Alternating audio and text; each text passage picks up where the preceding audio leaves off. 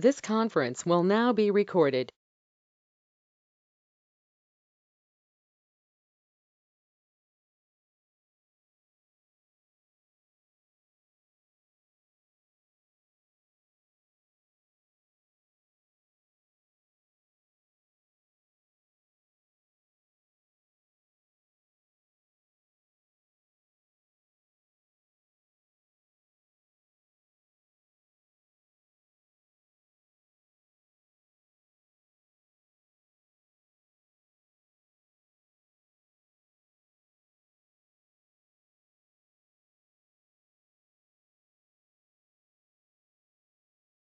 Okay, it's 6 o'clock. This meeting will come to order. Rome City Council, August 11th, 2022. I think we've got one more person signed up right over here. Very good. Thank you. We do have a quorum. Patrick is running late. He had one of his death of a friend, so he had to go to a viewing in Keller at 5 o'clock. But he said he'd be here as quick as he could. Start out with the invocation. Pastor Ricky is here from the Methodist Church.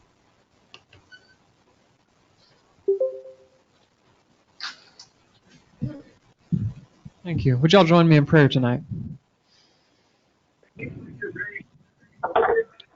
Great God of life, we are grateful that you have woken us up today, put the breath of life in our lungs, and gathered us here in this place.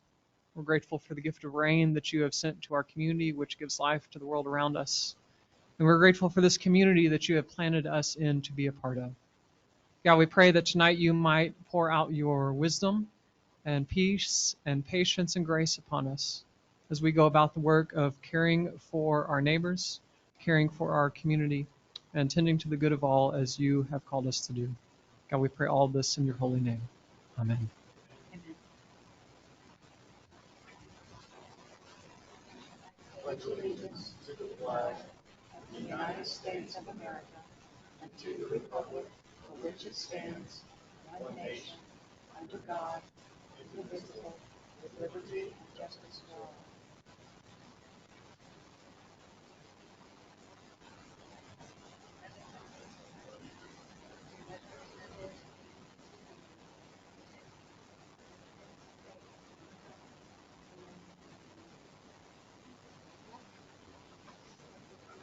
Thank you.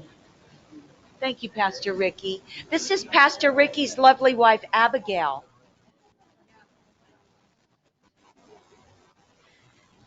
All right, we'll do public comments.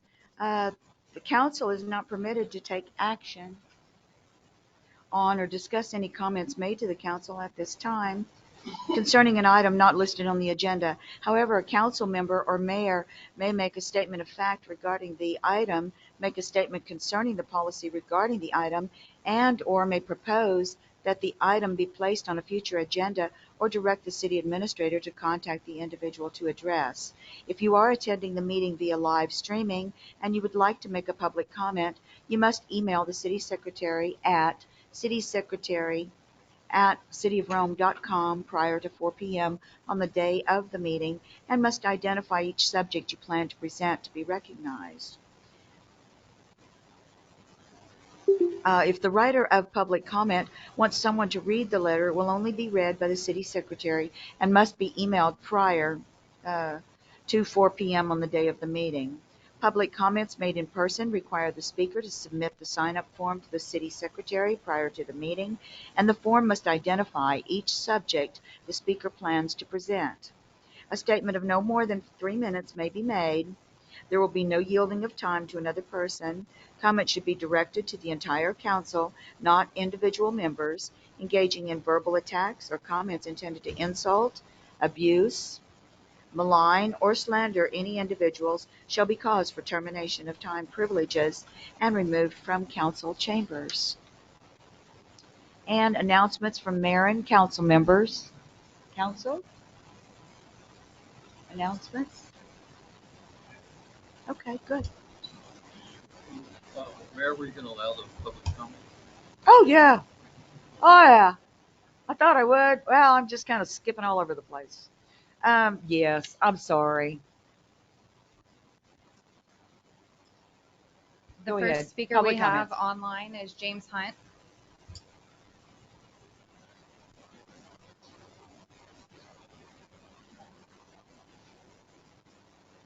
Please unmute yourself.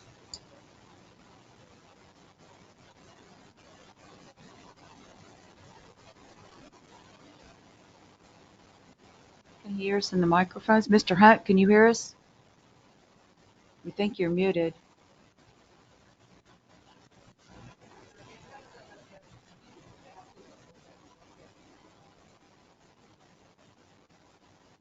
Okay.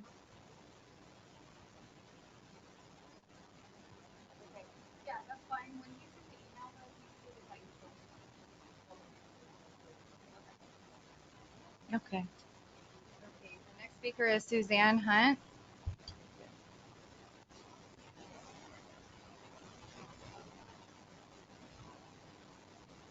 I'm all going to yell at y'all. I'm sorry. I'm not good with technology. Can you all hear me? Good evening. My name is Suzanne Hunt, and I represent my husband, James Hunt, and myself, and we live in Crown Point, Rome.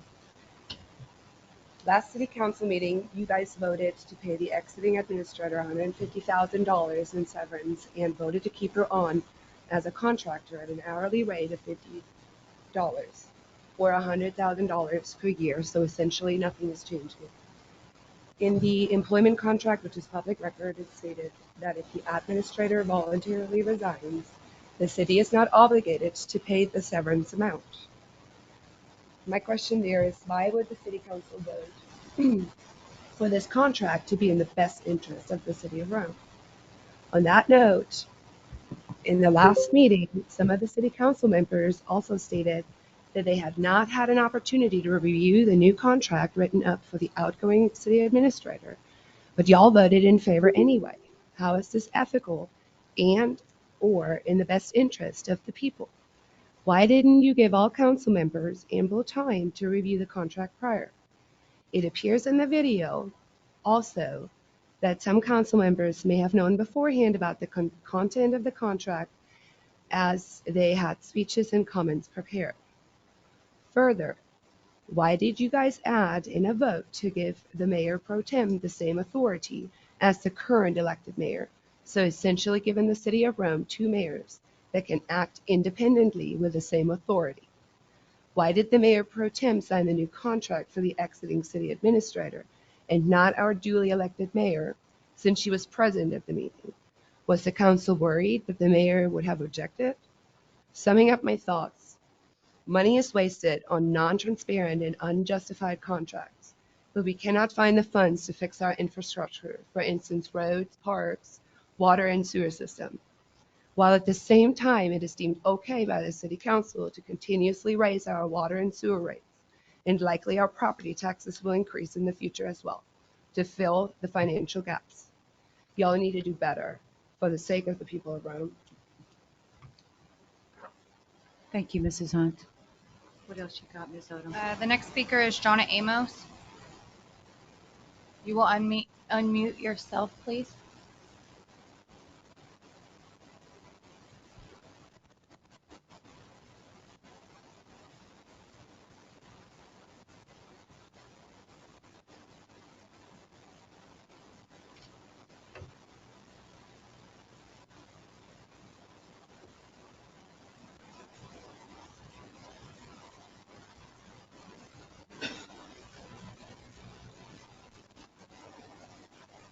Jonna?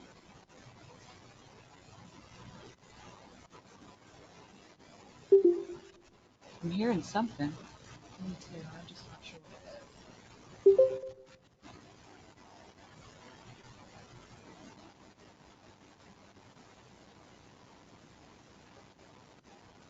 We'll come back and see if she can figure it out in the meantime. And next we're going to do Joanne Wilson.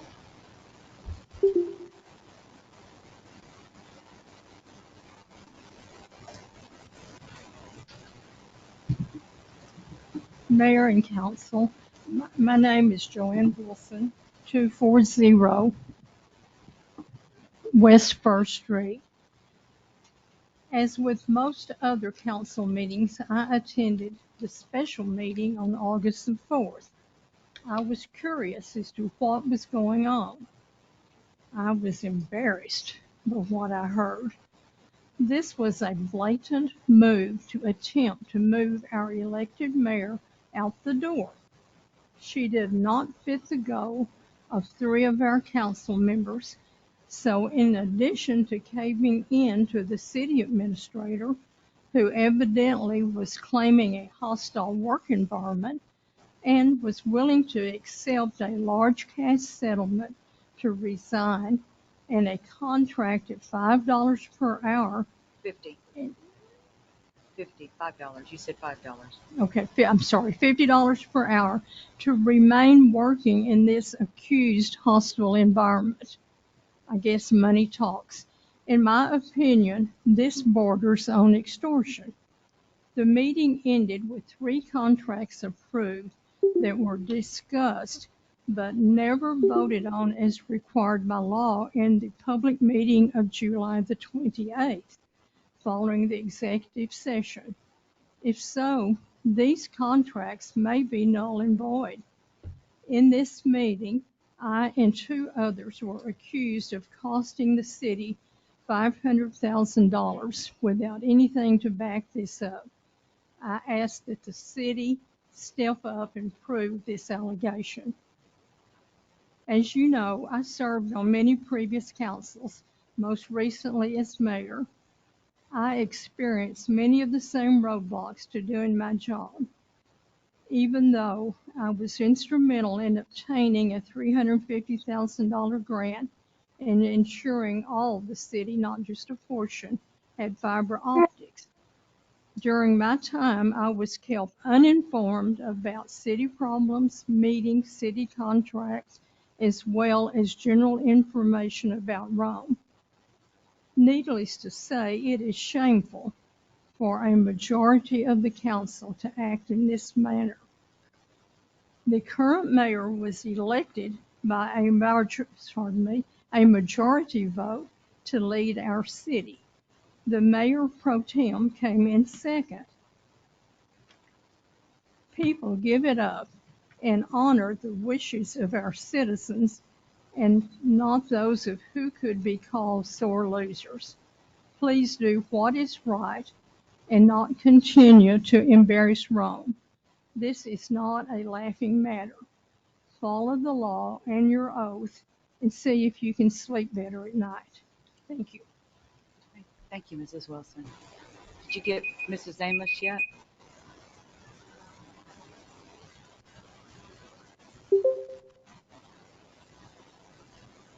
Mrs. Amos, can you hear us? If you can, you need to unmute.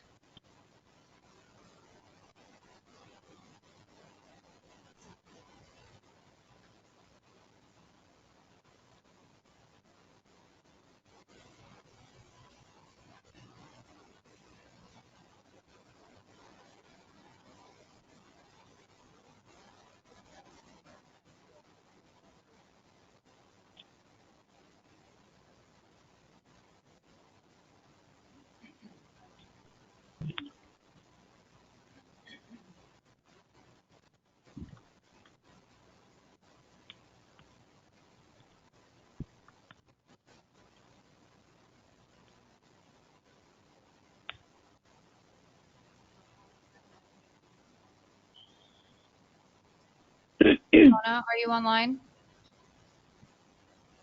Can you hear me? Yes, ma'am. You can hear me now? Yes, ma'am, we can hear you. Holy buckets. It kept asking me for an access code. I am so sorry to disrupt you all so long. My good, great. I'm sorry. Okay, I'll make it fast. My name is Go Donna ahead. Amos, and I live at 11. Oh, okay. My name is Donna Amos, and I live at 1110 Mount Lane, and I'm addressing the council for just a couple of things. The first item is the drainage issue that is on Mount Lane, and so I want to make sure that everyone that's on the council is aware of a little bit of history, like Sam had mentioned.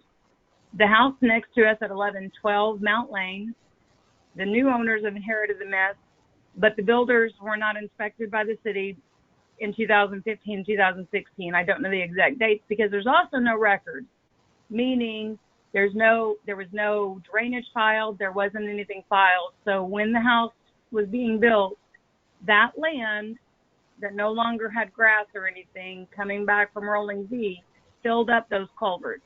This has been an issue since 2015. And so I just need everybody to understand that. There's videos I'm more than happy to provide. There's all kinds of information that's been provided.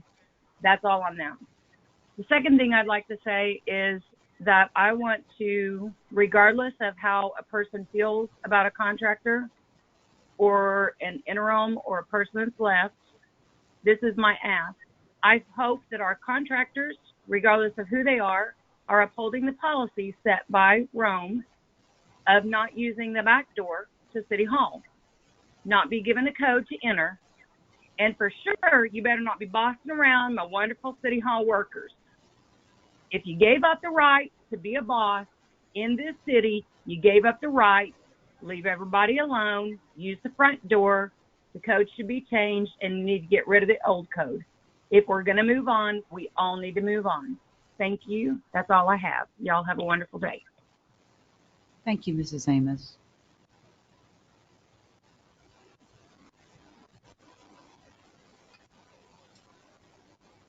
Okay, next we have a letter from Lisa Ann Wilson.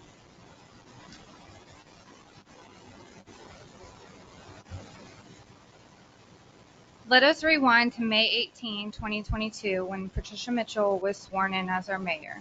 In my opinion, from that day forward, roadblocks began in an attempt to do anything possible in an attempt to not let her do her job as the mayor, to exercise the power given by state law. We, the citizens, elected her by a majority as we felt she was the best choice. Why can't they just let her be the mayor? What are they hiding from the public and the mayor? Whatever happened to honest and open government? Transparency must happen. Citizens want to know how city money is being spent. After the last special council meeting, the administrator resigned. She was given $125,000 and a contract as a consultant for $50 per hour. In my opinion, we do not need a consultant. That $125,000 could have gone a long way in reducing debt. Now it is time for a forensic audit and investigation. Citizens want answers and for the city to stop their overspending. August 4, 2022, a special meeting was held. Citizens walked into the meeting curious as to why the meeting was being called. Unfounded stories and false claims were told about a bogus hostile work environment. In my opinion, it was scripted like a Hollywood movie and maliciously pre-planned. After long, drawn-out speeches, some of the council, but not all, approved a large sum of money be given to the outgoing administrator. It was as if it was a lottery jackpot for her.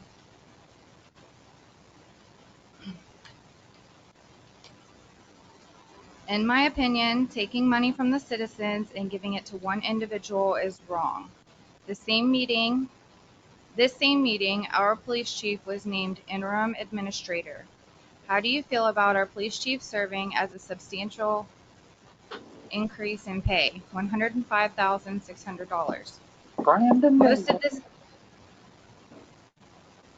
Most of this same council pulled the rug out from under the current mayor, Patricia Mitchell, and directed that all instructions from the interim city administrator only come from the mayor pro tem and not the mayor that is required by law to assume those duties. Mayor Mitchell was elected by the majority and should be the only one that takes the helm and act as the city administrator until the city can hire a replacement. Our governing body needs to stop playing games and let the voters' choice lead our city as stated by law. Do we have money to burn? With the city in such debt already, in my opinion, we were subjected to highway robbery.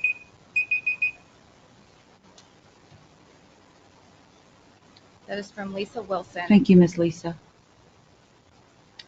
Next we have Ashley Majors.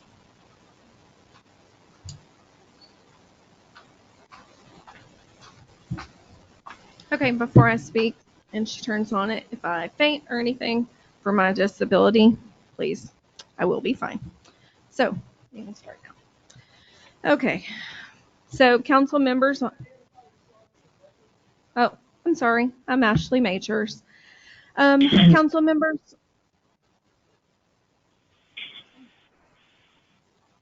Ashley Majors, 200 South Dogwood.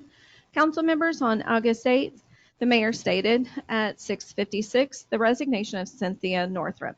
No one on council stopped our mayor, but it was, sorry, so distracting. No one stopped our mayor, but it was then the majority vote to give her $125,000 and a $50 per hour when she was resigning. Council member, it is the city council's intent and obligation to uphold the best intent of the citizens' value, future growth, and the impact it can make with every decision. The derogatory comments that are spoken about previous council members need to be controlled and withheld before they are taken to the next step. The city secretary left for a better job, and if it was spoken in executive session, please let us know. Our public works director still works for us at $35 an hour, and he left for if he left for a hostile work environment, please ask him to attend at the next meeting since he again still works for us. Josh, our council member, please show us where we have spent $500,000. And why would I have to read in the newspaper of everything that was going on in the executive session? Carvin, please answer all the questions and to why one council member was disciplining one of our other council members to everything that was spoken about in executive session. But yet again, I read about it in our newspaper to answer all the questions that might be spoken about in tonight's meeting. So Carvin, this is what you get paid for. And all I have left to say tonight, what has been done in our community over the last 2 years. We have not gotten any new businesses. We have only got things that we just shake our head about. So please tell me again what she stated, how we can move forward over the years that we have not been given. So, council, I ask you, please do your job. Thank you so much. Thank you, Mrs. Majors. Next, we have Shirley Mize.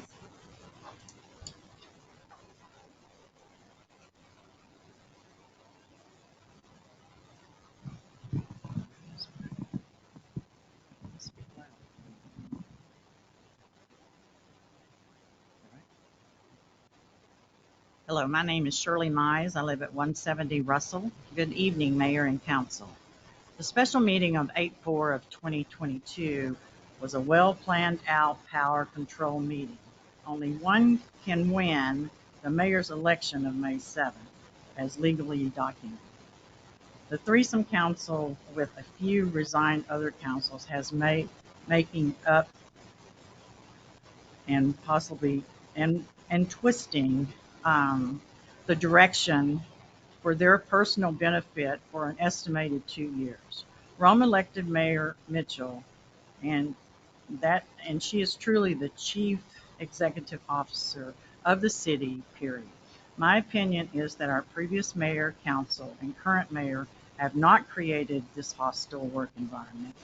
Some of council has created this current environment with our staff and is trying to totally shut out our mayor from doing her duties. By making motions and mayor cannot talk to any employees and directing the staff not to give the mayor any information as she is requesting. This is wrong. This can have legal effects on city and on council. Not sure why our city legal is not being in the best interest of Rhome as well. Does this council know what can of worms they have just opened up for all the employees of our city of Rhome? Was this a good direction made by the council, or was it to help line the pockets of friends and this council will help each staff member get a claim on work environment conditions. Why did the city not give all existing employees the same exiting contract if this city had bad working conditions? This is called scamming, or it's illegal. As a citizen of Rome, I request that our council member, McCabe, Ty, and Priest give their resignations tonight, effective immediately, for not making faithful decisions in the best interest of Rome and for wastefulness of the city resources and creating the situation to help staff members to benefit off the backs of Rome citizen tax dollars. I do not think it is legal to put a directive clause in an exiting employee's contract, no longer employed by the city, with placing the police chief as interim city administrator. This police chief does not have knowledge or credentials needed to perform daily duties without costing the city an enormous amount of money with legal and consulting fees. Was this a smart move of the council for the best interest of Rome? It's time to change, and this council needs to get their authorities in order and stop divide. Thank you for your time. Thank you, Mrs. Mize. Next, we have Fabiola Valdez.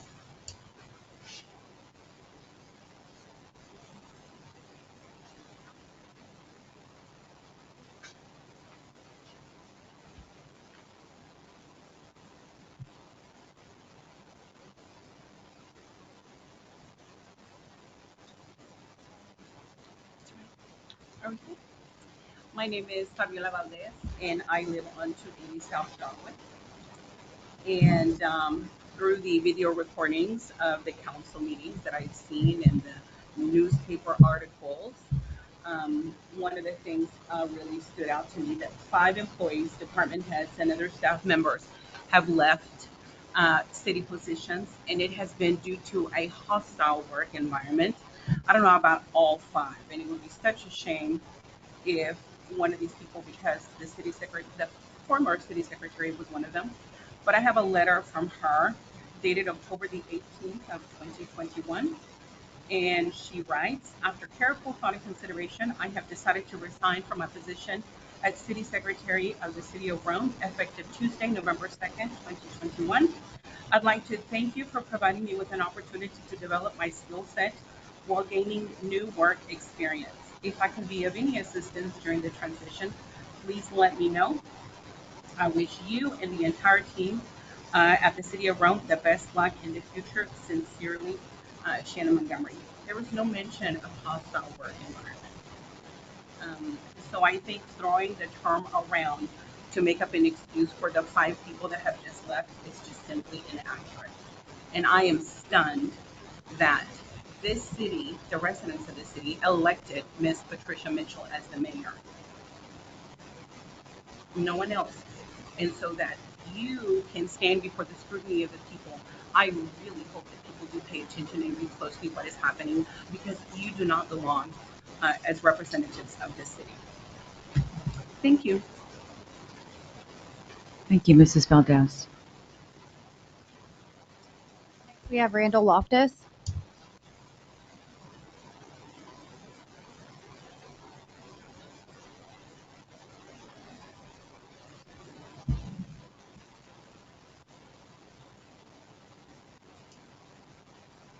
Are you finished?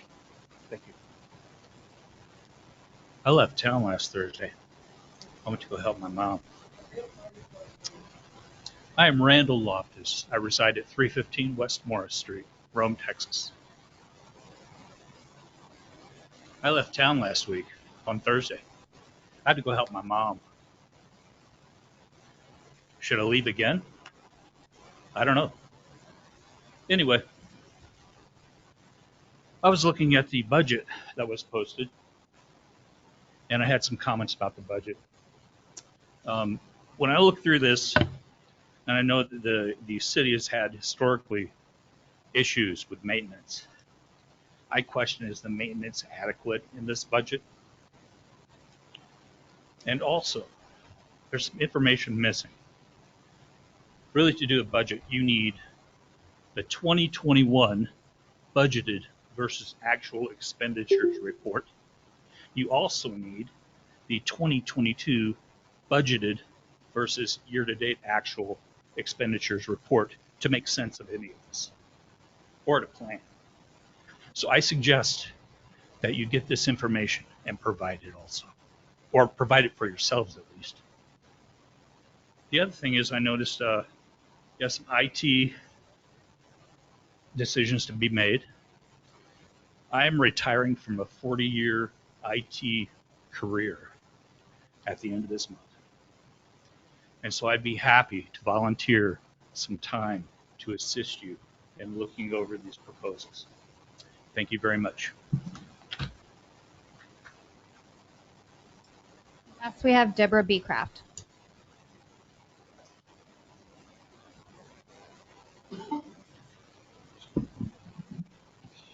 I'm Deborah Beecraft. I live at 360 West 2nd. As citizens, we're not allowed to complain about or call out an individual staff or council member. Why are there different rules for the council and staff? In the August 4th meeting, a council member and a staff member attacked our mayor, previous mayor, and an ex-council person. The council person doing so while saying he would make sure the code of conduct was followed. That's very hypocritical. We're tired of the double standards of the vindictive retaliation the staff and council has shown to our last two elected mayors just because your choice of candidates didn't win the election. In the August 4th meeting and the newspaper, it stated that the contracts for the admin and intern were not in the council package and that no one had read them in executive session. Yet a councilwoman made a motion stating it was in the contract when questioned by the mayor because it wasn't on the agenda. So it appears some of the council, but not all of them, had access to the contracts before the meeting.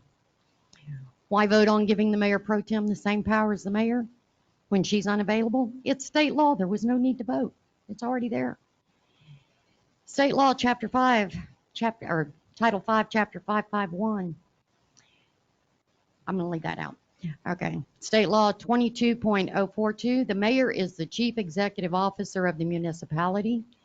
The mayor shall inspect the conduct of each subordinate municipal officer and shall cause any negligence, carelessness, or other violation of duty to be prosecuted and punished. She's been denied that state law right since she's not allowed to speak with any employee or department head. State law 22.010.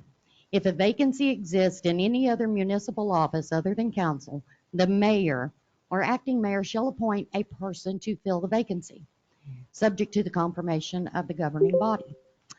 This was not followed as the mayor had no say in who was appointed. State law and municipal government code come first, followed by any extra duties the council would like the mayor to have.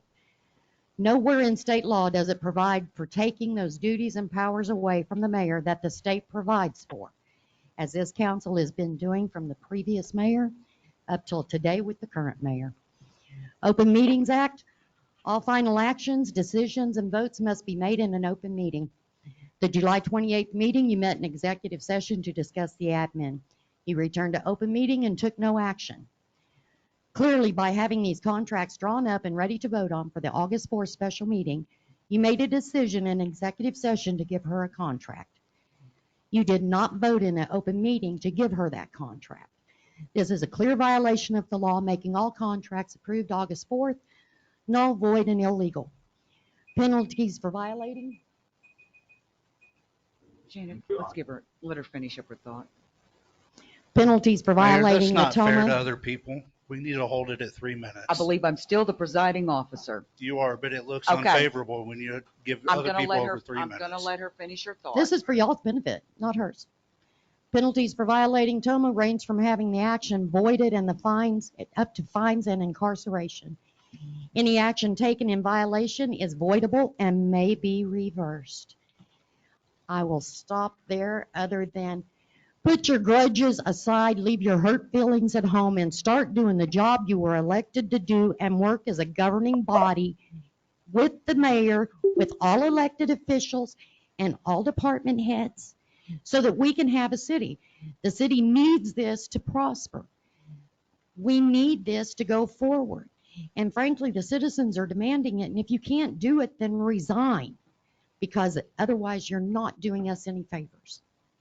Thank you, Mrs. Beecraft.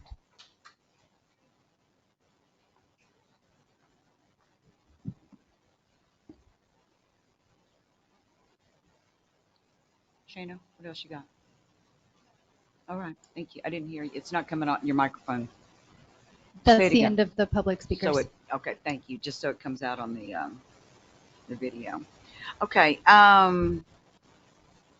announcement from mayor and council members. Back to school kickoff event, Waypoint Church, 4:00 p.m. I don't have a date on it, but I believe it's August 13th. Is that correct?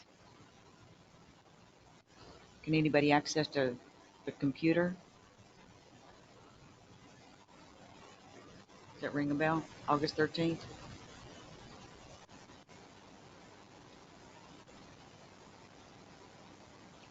Well, she's looking that up. Planning and zoning special meeting, August 22nd, 2022 at 6 p.m. City council meeting, August 25th, 2022, also at 6 p.m. Yes. The kickoff event at Waypoint Church is on August 13th. August 13th, 4 p.m., 170 BC Rome. That's Pastor.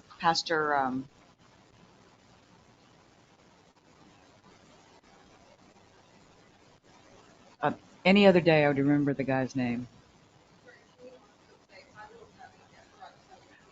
Okay, Bywell neighbors are having a garage sale. Okay. So City Hall is moving to consolidated cash, and that's scheduled for August 18th and possibly the 19th. We'll post it online if it does change, but we will not be able to take credit card payments those days. That's really the only effect it's going to have while the accounting system is down. But we want to make sure y'all know so you don't show up to make a payment that day with a credit card and not be able to. So we'll post it online as well. Thank you for that courtesy. August 18th. Yes, ma'am. August 18th is the scheduled date, but we're told by the bank that that could change. But we'll make sure it's posted online. Okay. Consent agenda.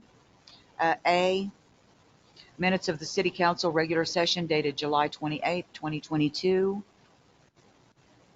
I think I just need a motion on that. Is that correct? Okay. We can get a motion, please, to accept. I make a motion to accept the consent agenda. Okay. Second. Okay. All in favor? Aye. Were you an aye, Kathy? Okay. This is just accepting it, yeah. Minutes of City Council regular session dated August 4th, 2022. Can I get a motion? Was it, you want to do for both? Okay. Thank you for that clarification. Monthly staff reports and board minutes. Departments, administration, building and development, fire rescue, municipal court, police and public works. Go.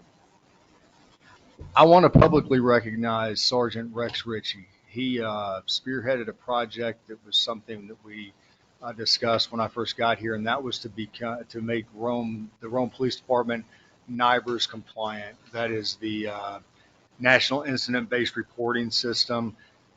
Very quickly, it provides greater specificity in reporting offenses, collects more detailed information, helps give context to specific crime problems, provides greater analytic flexibility, and it also makes the city of Rome eligible for federal grants after 3 years of reporting. So we got that started. We backdated to January of this year. And if you see Sergeant Ritchie, please thank him for his tremendous work in that area. Good. Very good. Thank you. Okay. What else we got? I would like to piggyback off what the city administrator said about Sergeant Ritchie. Uh-huh. The NIBRS system, it's going to help. It's a tool for the police department so that when there are offenses that occur, they can narrow that field down, that search field down, and they can kind of search through, like if Decatur's having a rash of thefts, they can filter that and determine if if there's anything, if we're connected to those offenses that are happening in Decatur, and they can probably solve more cases quickly with this. So I'm excited that Sergeant Ritchie did this. He put in 3 years of offense reports, and so I'm sure it took a long time to do that.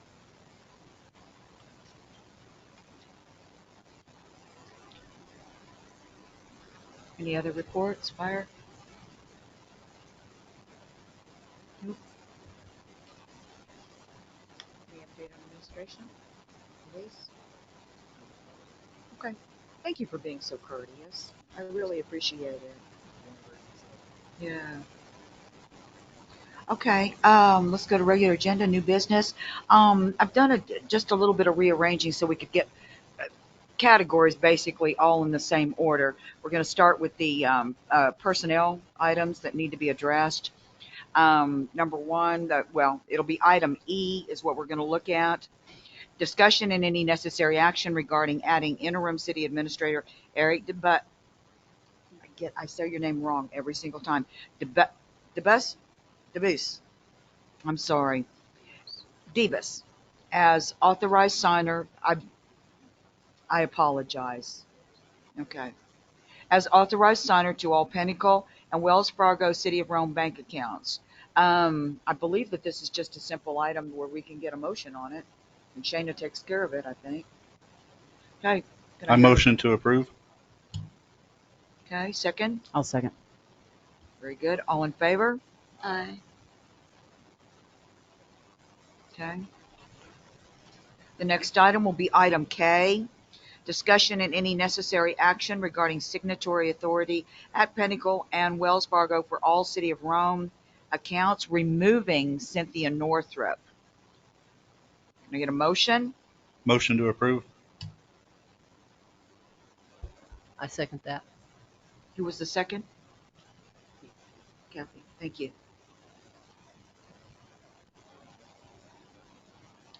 And all in favor? Aye. Okay, very good. Okay. Item L, discussion and necessary action to secure access to city resources and assets. I had asked that be put on, and in fact, Mrs. Amos had suggested the same thing. We've got door codes that probably need to be changed. Also, telephone passcodes. Since Ms. Northup no longer actually works for the City of Rome, these are items that need to be addressed. I realize that council has signed on to allow her to remain as a contractor, but I'm not aware that we have other contractors that are granted access to city information, or to the, like I said, with passcodes, the telephones, and access to the city buildings. Any discussion on that? I believe that's just part of the administrative process. It hasn't been changed yet. I'm sure Eric's working on it. They've been quite busy, but I believe every time we do let someone go, that we do change passcodes and make sure keys are given back and everything. As her role as a consultant, she still has access to the web-based software and access to the building, but we can remove that at your discretion. We do whatever you got us to do. Okay. I think she still needs access to the software to help you with the transition, but as far as codes or keys or whatever, I think we can go ahead and change that. Yeah, she no longer has keys. Okay. Okay. And the code's been changed? Some codes have, not all. Okay. All right. And then access to the software. Do you have access to the software under your own passcode? I log in as city administrator. It's all done through that. Once she's no longer a consultant and doesn't need access to the information to guide me and or the next interim or permanent city administrator, then it would change. Okay. Do we have other contracting consultants that have access to these items? I believe she's the only one that's part of the process, so she's the only consulting person that we have that is going to be helping our new interim administrator. I'd So like to know exactly what that is access to.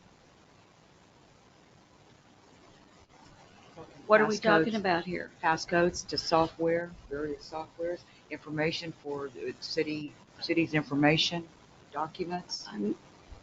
I have to say that my background is consultants do not get that kind of access. We're going to have to work out something else, in my opinion. Now, is she coming into the office or is she doing things online? Oh, she comes in sometimes for several hours and sometimes full days, and then she also works from home. Yeah, I mean, if she's there, you're logging in, so I don't know that she needs that access. I'm mayor. I go in through the front door. I just park in the front and I go in through the front door. They let me in. I don't have codes or keys. I which really, was my, I my really choice. suggest we come up with a different plan. Do we need to make a motion on that? I think we do. I so move then. To change access. Change access with passcodes. And I'll Okay, second change that. all the codes. Yes. Return the keys, phone. I understand the convenience part of it, but that's not what we're talking about. Thank you, Mrs. Priest. All right, so Mrs. Priest is going to make a motion on that one. And I'll second that. Is that from Kathy? It is. All in favor? Aye. Thank you. Okay. All right. M,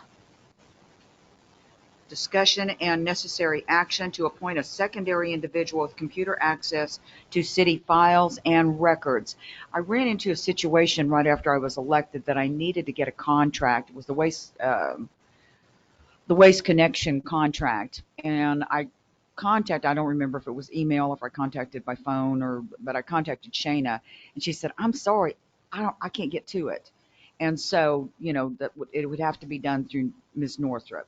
And so, it was a couple of days before I could get that contract. But I'm wondering if we could appoint a secondary individual, either elected or perhaps even Shayna, that can access the items. Normally the city secretary is in charge of all the record keeping. But like I said, in that case, the contract, I couldn't get it. And so I'm wondering, like I said, if we could appoint a secondary individual that would have access to the city files and records. Let's say our current interim city administrator, let's say that one day God forbid, he was struck by lightning and couldn't come into work. There's nobody else that can get in there. He's unconscious, and there's nobody else that can get into these files. For the record, and Ms. Odom can correct me if I'm wrong, she now has access to those files. Who does? Ms. Odom. Shayna. I'm good with that. Yes, ma'am. That's What correct. about everything else, like, the software to do the budgets, the software to do? There should be nothing that she cannot get access to. Okay. Would you clarify that? Double check on that? We will double check it because each one of these things we're going to do at your suggestion and your direction, and we will take care of all that.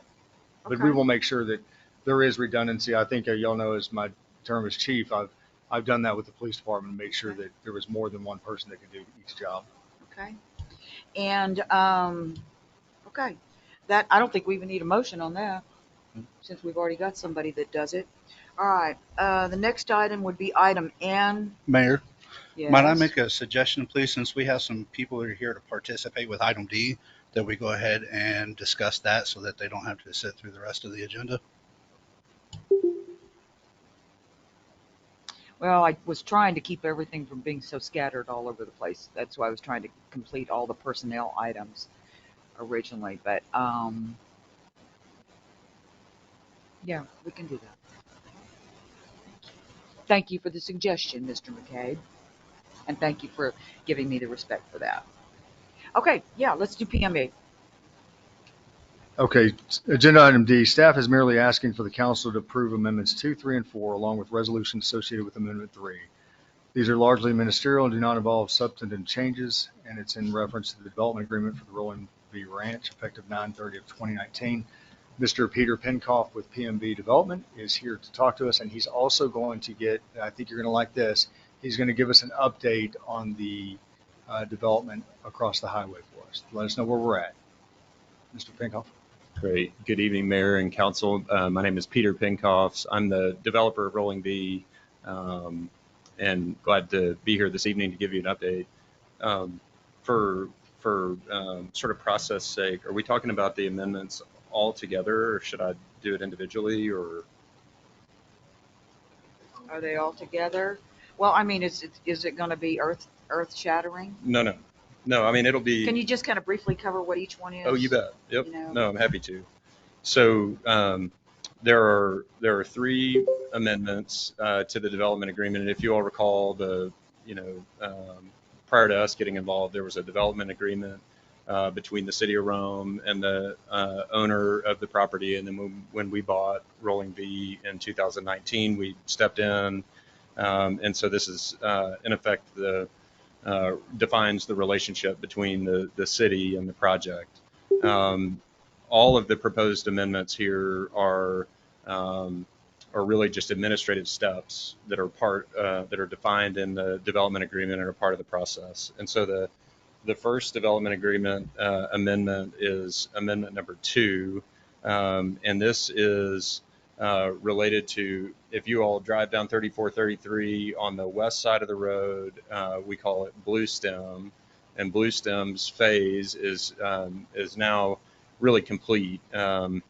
And you'll start to see lots under development or homes under construction in there in the coming, I would say, month or so, which is exciting. It's been a long time coming. There's a provision in the broader development agreement in section 12.2 that says that when a property is constructed and final platted, that it'll be released from some obligations under the development agreement that really relate to sort of title issues that people would have if they went in and bought. If you think about buying a lot in there, and the development agreement governs 3,600 acres and applies to all sorts of different things. This releases that individual lot from the development agreement, with the exception of a couple of different things: city building codes, annexation provisions that are in the agreement, and generally the city's authority to oversee the property doesn't really change. It just no longer ties it to public infrastructure issues, et cetera, that are elsewhere on the property, if that makes sense. So that phase is done. The final plat has been approved, and that amendment is just to release that individual phase that you all can see over there that's constructed from the broader development agreement. Do you have any questions on that? Okay. So the next two items are really together. This is development agreement amendment 3, and then also a resolution that's listed. So development amendment 3, when the broader agreement allows for, I guess the backstory is that when Mr. Vinson created the district and the development agreement was signed, it was in early 2008. And he subsequently went on and acquired additional property adjacent. And so the original agreement didn't include property that he later added. But the agreement does include a provision for annexation of additional property into the water control and improvement district. And then it also, at the same time, what this amendment says is that we're asking for a 230-acre parcel that goes out, that's adjacent to the AGAS facility and goes out to 287. But this will subject that property, the amendment subjects it to the development agreement requirements and has it governed by the relationship that we have with the city elsewhere. And then the resolution is council approving the water control and improvement district that we control, annexing that property in, and so it just sort of prepares it for development effectively. Any questions on that?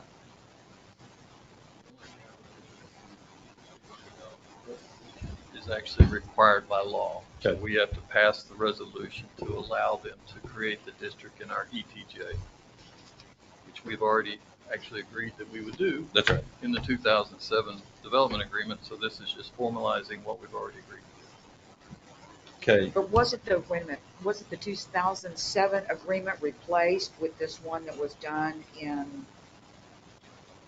it's in here. I've got it at home too. It didn't change those terms, so. Okay. It was But I know updated. that the newer agreement says it invalidates the terms of the 2007 agreement. Somewhere in there. It essentially retyped them. Yeah. Yeah. But I don't want to be referencing something 2007 that would no longer be valid if there's another contract that replaces it.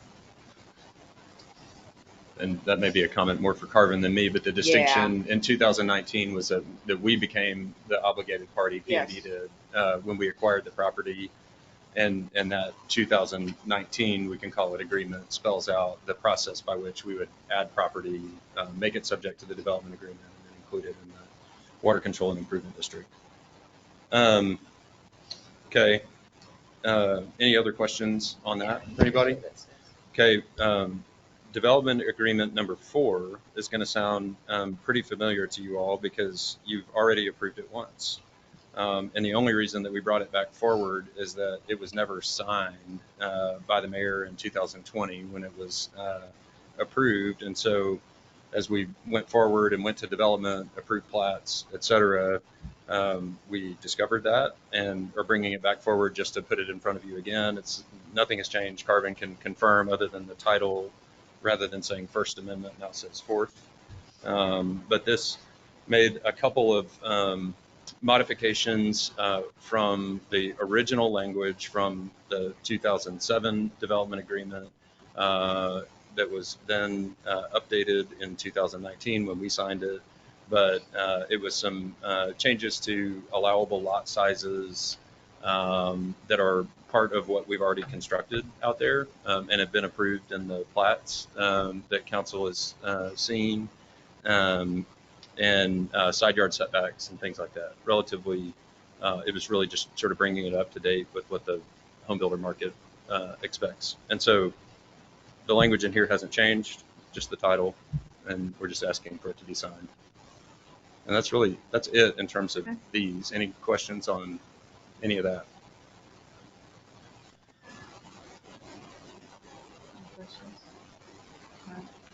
Okay, if nothing on that, and you guys are okay with it, I'm glad to give a short update on sort of what we have going on, and I'm glad to be here and see everybody in person. I know that there's I've been on that side of these meetings a handful of times over the last couple of years, but glad to be here and be able to provide an update and answer questions as they come up. So, just a quick question.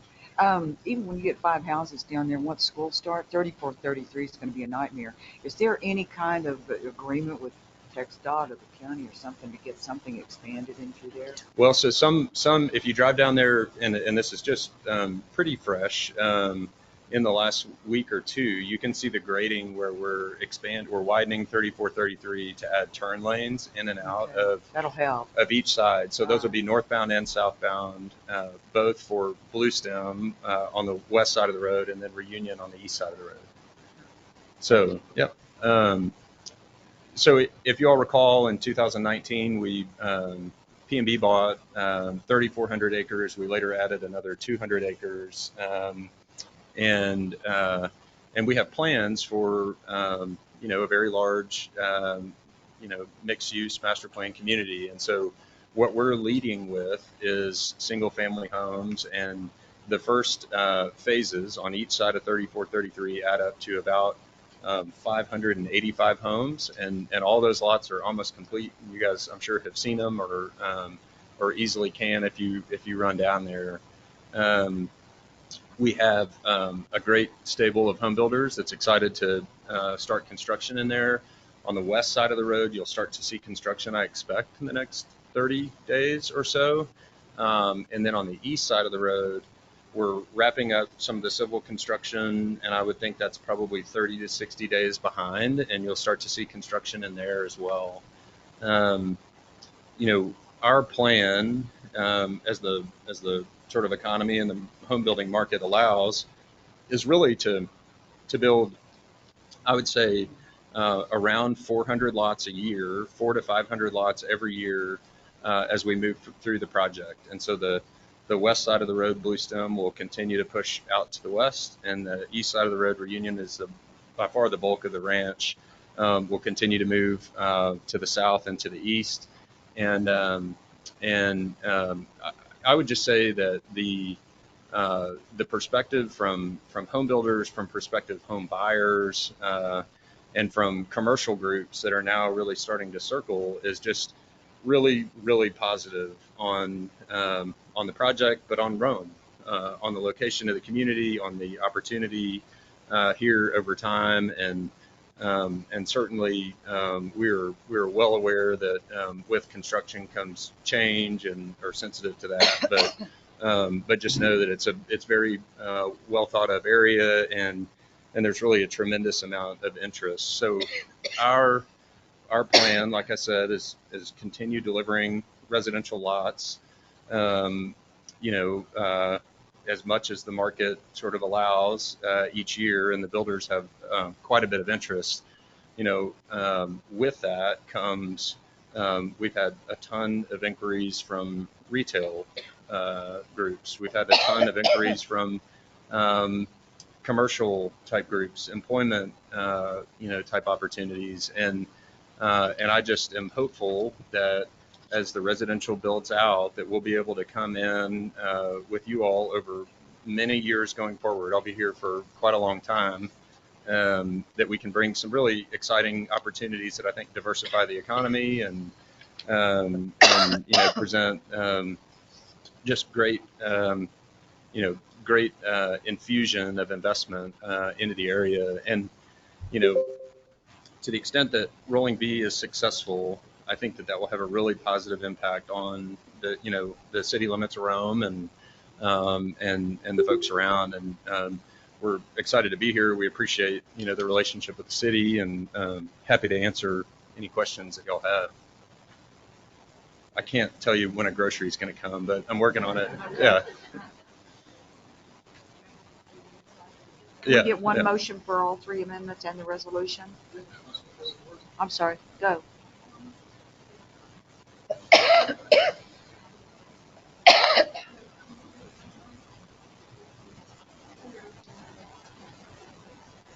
Sure. So if you look, and it's public record, and it's an exhibit to the development agreement, but in general, as you would expect, the commercial, our concept plan shows commercial really all along 287. And so that starts at Ramhorn Hill Road to the south and comes all the way up, to the 3433 interchange. The only commercial property that we've sold, and I think you all are aware of it and have seen it in council meetings, is we sold an 8-acre site that will be a Wise County Health Hospital, just below the Wells Fargo.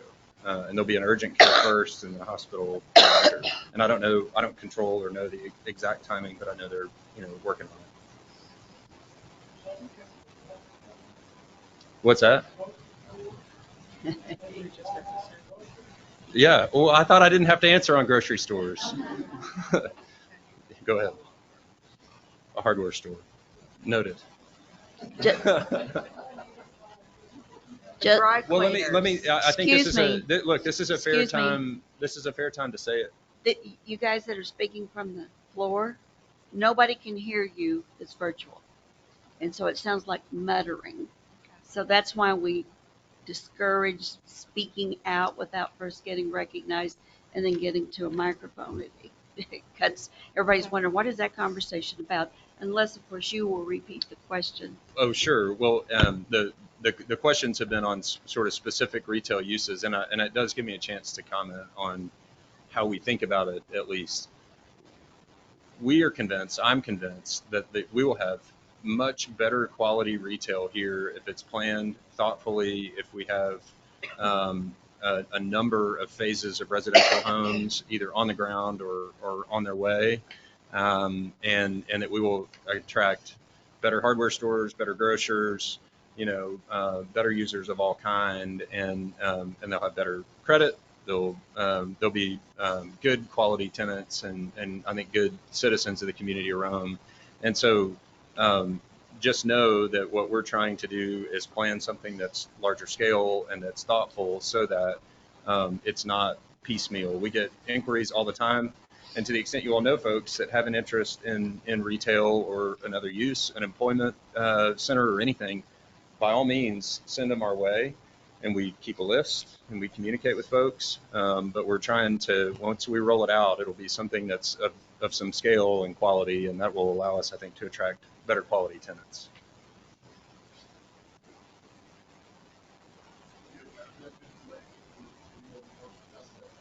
Sure. So again, my name is Peter Penkoffs. My email is peter@pmb, P as in Paul, M as in Mary, B as in boy, INV like investments.com. Yep. May I talk about what you and I talked about a few minutes ago? You bet. Okay.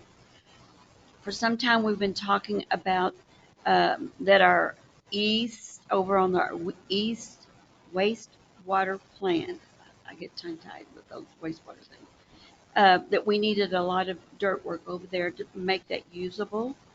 And hopefully in the future, think about where we might have an additional fire station, for example, and also possibly get our public works relocated over there. And so part of our major cost was going to be the landfill. There's lots of gully looking things over there. And so I asked Peter if by chance, since he's over there hauling and moving dirt every time I look out the, my front yard, if they had anything they could donate toward that. And he has agreed to donate the fill, which will save us a lot of money. And I just wanted the staff to know that he has agreed to do that. So thank you. Thank you. We don't know how much it is yet, but I think we can figure it out. Sure. Let's, and you said we could do this in one motion? Make a motion to move, to approve amendments 2, 3, 4, and the resolution associated with amendment 3 to PMB Rolling V Ranch. I presume that's what RVR is. Developments agreement. Do I hear a motion, please? I motion. Very good. Do I hear a second? I'll second. All in favor? Aye. All right. Thank you all Mr. very Peacock, much. thank you. You bet. You impressed me the first time I met you because you had on scuffy boots. You were so articulate, but you're a work ant. Thank you. All right. Next item. We're gonna go to item N. Discussion and necessary action.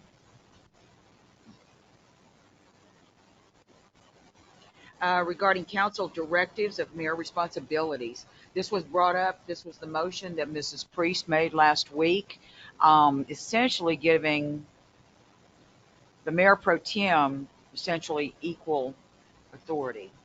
I just needed clarification because I'm thinking that one could act independently of the other, and I'm wondering about the signing of contracts, of any other documents, or if good example would be someone sent me a text at the break of dawn that morning when we didn't have any water over at Ellis, and it was help, what do we do? There was nothing I could do to help these people.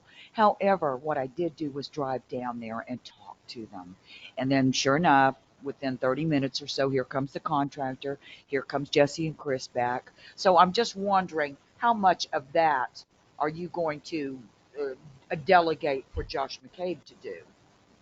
I'm very confused about what you intend to delegate from what I thought were my responsibilities that you intend to delegate to the mayor pro tem. Well, my intent, maybe I didn't say it very clearly, and I apologize if that's the case. Part of what happened in the special meeting in the contract with our interim It was discussed in the council meeting closed session before the special session that Mayor Pro Tem was going to be the one to work with the interim person to get all those things hammered out. Also, we've had some occasions at different times where we would have things that had a drop dead date on them, like a contract sometimes, or maybe it has to do with something that we're responding to, like ordering a vehicle, and we're going to miss our opportunity. It's going to take us 2 years to get some of those kinds of things. We run into situations where the mayor is out of town, calendar uh, issues that she's already obligated, or he or whoever happens to be our mayor at the time. And so it was just so that during this interim time, with all that we're trying to do and try to balance here, we've got to be sure that our city business can take place.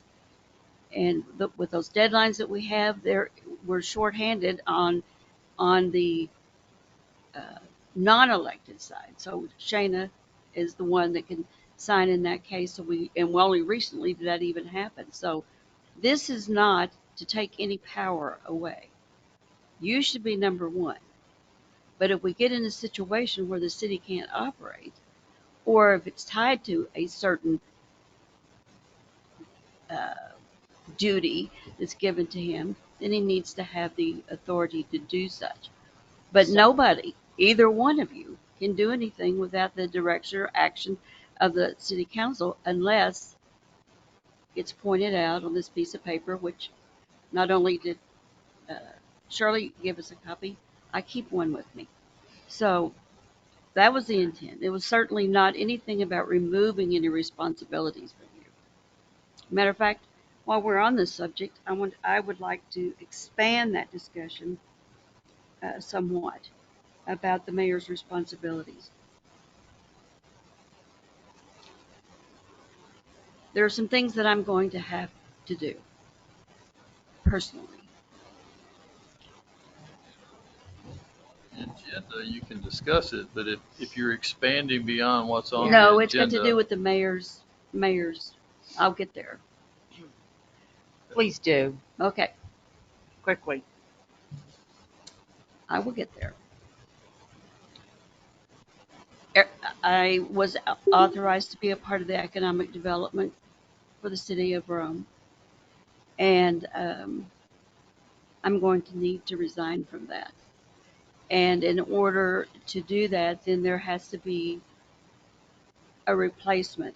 And I really have considered, everybody and everything. And I think the most capable person, the most engaging person in our economic development, as I look at our backgrounds uh, and the knowledge Okay. base this person has, I would like to ask the mayor to take my spot on that instead of it being another elected official. There's a limit how we can do that because of the quorum thing. And but Ms. Mitchell is well established with the Chamber of Commerce, Wise County Chamber of Commerce. She's well established with the citizens and the businesses in this town. And I believe that she has the charisma and the go get it to help our businesses um, be stable and to help them grow. And so I'm not sure how to go about that, but that is definitely a mayor's, and I'm not sure how to go about that exactly, but I guess you need me to say that I need to resign first. Okay. No, that's fine. And we're off. We're off so subject. we Okay. need to We're get, off get subject. back to the, Okay. Sorry. We can put that on the next agenda.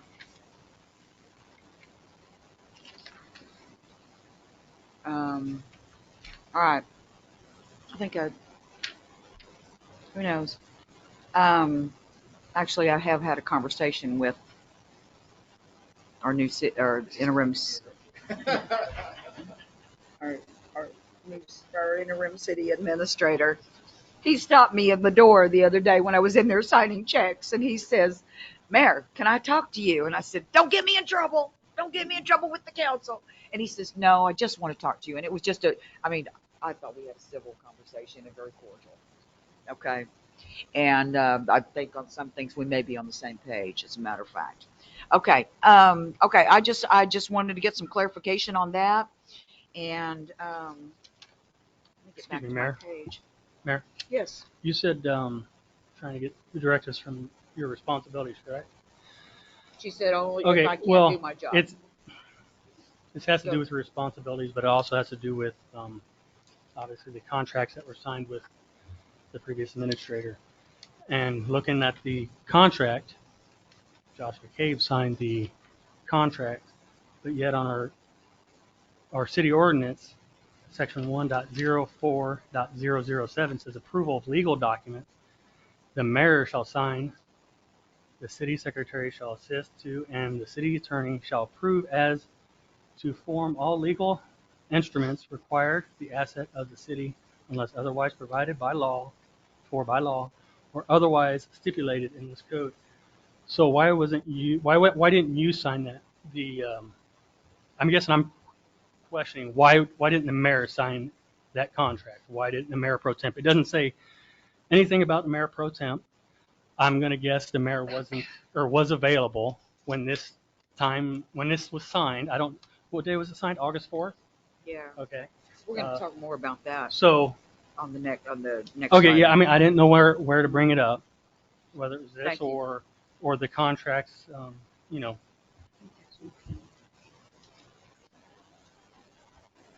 So I'm not trying to get off subject here, but it's on the line of NOP, one of them. Thanks. All right. That particular item did not require any type of action. All right.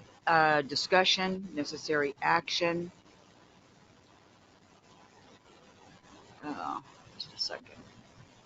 To advertise, interview, hire city admin position. I think everyone got an email after I had talked to the city administrator about it. I think everybody got an email on that. And so we need to kind of, everything is just so up in the air. And as I explained to the interim city administrator the other day, I said, all of this is so disruptive. And we've got personnel, they don't know what's going on. Are we going to do this? Are we going to do that? And, I don't think that that's healthy for morale. And so we need to be as stable as we possibly can. I think you want to take this to explain what you had in your email about the options that we can exercise. I certainly can. So as your interim city administrator, my first priority is to find a city administrator. And to that end, I spoke to each of the council members on the phone, and then spoke to the mayor when she came in. And y'all can tell me if I'm wrong, but I think our three options are these. The first one is I'll remain your interim city administrator, and we will conduct a search for a new city administrator in-house. I can put that together. I can put together a panel of not only council members and possibly the mayor, but city staff that would conduct the process, post for the position, and interview potential applicants. That's our first option. Second option would be to immediately employ a firm, and I'm not going to say the name of the firm because I don't want to say that we're going to hire this firm, but there are firms that can put a interim city administrator in place fairly quickly. It is fairly expensive. The quote that I got, for the record, was $78 an hour, but there's no more benefits that are attached to that. That's the second one. And then during that time, they would be responsible for finding the replacement or coming up with your guys' direction how to go about finding the next permanent city administrator. The third option is I can remain in this position and we can employ a firm to find a permanent city administrator. So those are my three options. Those were what we discussed, and now it's up to the council. And the reason I called early was so y'all could talk about it, or not talk about it, but think about it. So then when you got here, you could talk about it and maybe you had some questions. So, What's the cost in the headhunter agency? so if we just keep me in place and I'll continue to perform the job until we get a permanent city administrator, a ballpark figure is anywhere from 20 to 30,000 to get a headhunter firm to find a permanent city administrator. Have any discussion on that? I mean, my feeling, I already expressed to him, my feeling is just let things stay just the way they are right now. We'll get something out on TML, however the panel is put together to do the hiring, get your applications, we'll do the hiring. And I think that would be the least disruptive for at least for City Hall personnel. And of course, then we're not hiring a headhunter agency, or, we've got an interim city administrator, so we're going to hire another city administrator, interim city administrator, to turn around and hire a city administrator. It just seems like we're adding all these steps to it when we can let's just let it ride, and then do the advertising and interview for a city administrator. I have a question. Mm-hmm. So I've not ever sat in on one of these processes, and that's why I'm asking. So I'll just kind of go by what I've heard when Chief was interviewed about having a panel that was made up of several different folks that are on the city council. Then there were at least one or two that were outsiders, professionals in this profession of law enforcement. And so I know that the mayor appoints, but does the mayor participate in the interviews and everything? It's putting the cart a little bit before the horse. We haven't come up with a process yet. If you ask me to do this, I will, and I will probably come up with a couple different processes that you guys would agree to. Okay. In this instance, we're looking for stability.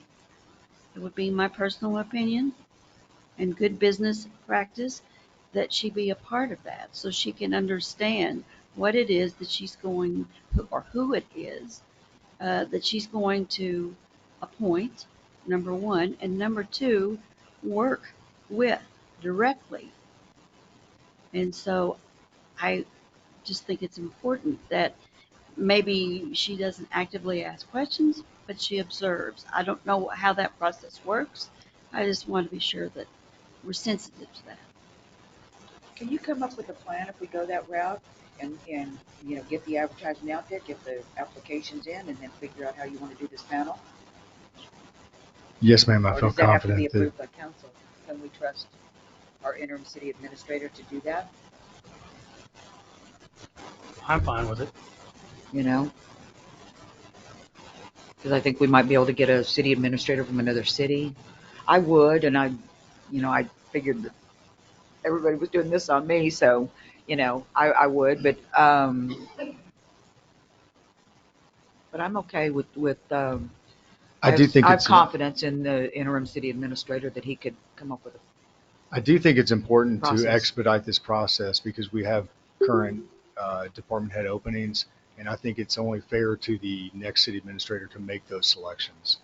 I don't want to put a new fire chief in place or a new public works director in place that wouldn't be the team that the new city administrator would assemble. So that's the priority, is to get a new city administrator.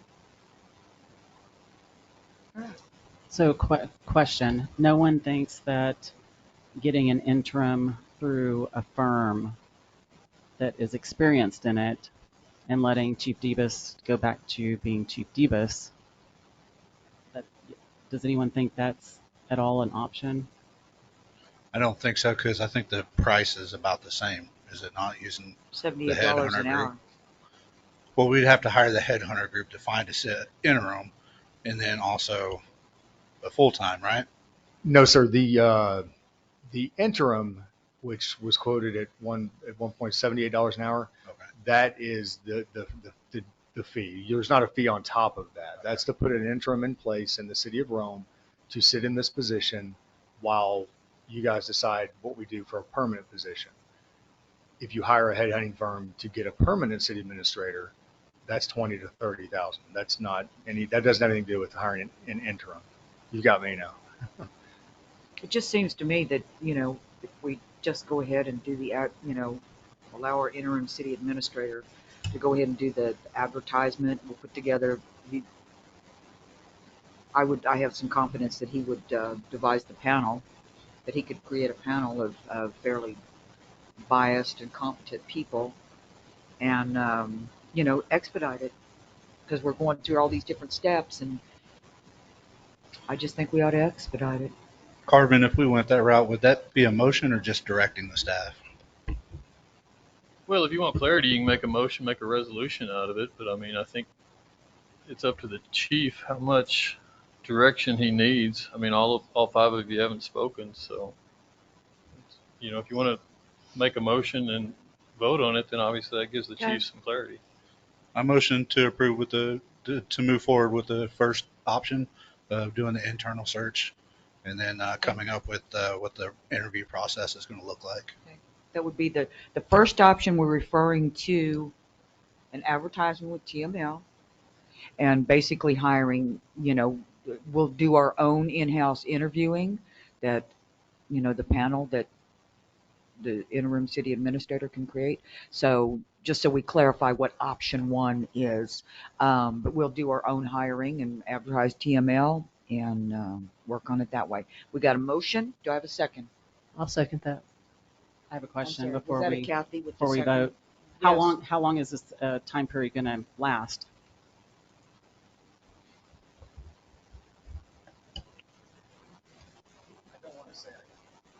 I don't want to say I can't answer that, but I would think it would probably take me 2 months. TML, This I needs think to be the done ads on right. TML For are about the 2 citizens of weeks. Rome, we need to do the best process we possibly can and get the right person in here to assemble a team of department heads that can work with everyone. And we aren't doing this again in 6 months or a year. I'm just trying to figure out how long, because we've had the public works position on there and no one's, I guess they haven't picked anyone. So Sure. I'm not wanting you to answer it. I'm just thinking in my head, how long are you going to be interim? I completely understand your concerns, and I have those concerns myself. But I think everyone in the city could give a shout out to every single employee in the city for the way they've stepped up and worked more than, let's just say they're working well above and beyond their pay grade. Okay, do I have a second then? Off of Josh's? Yes. That was Kathy on the Yes. second?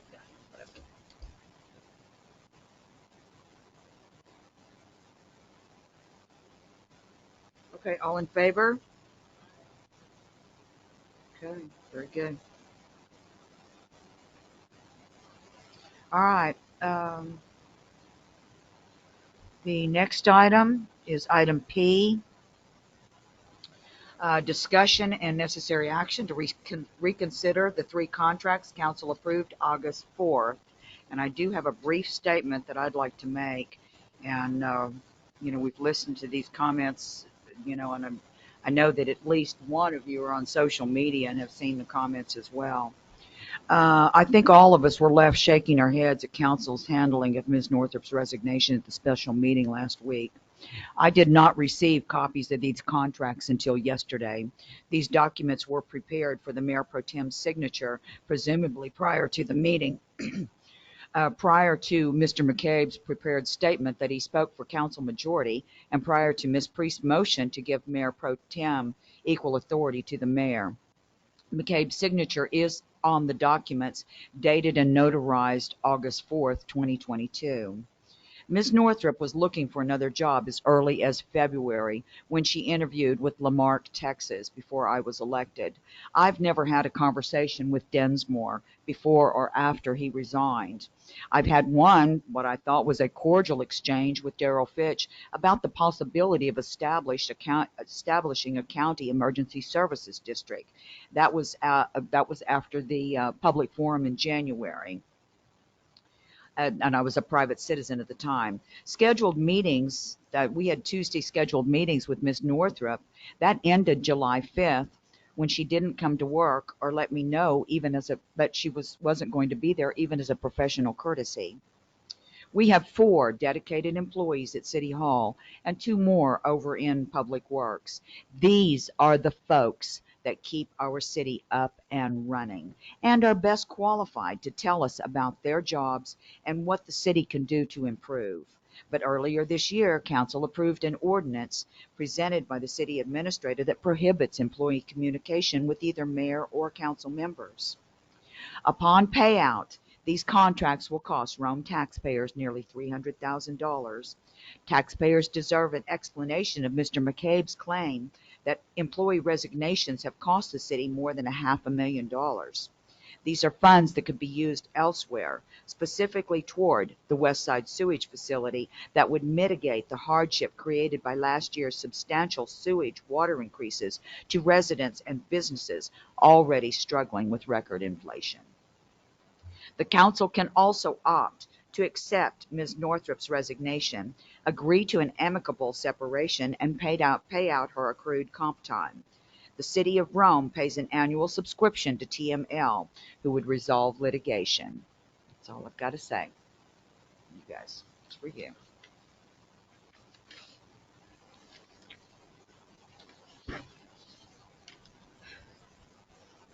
Well, let's start with the original contract.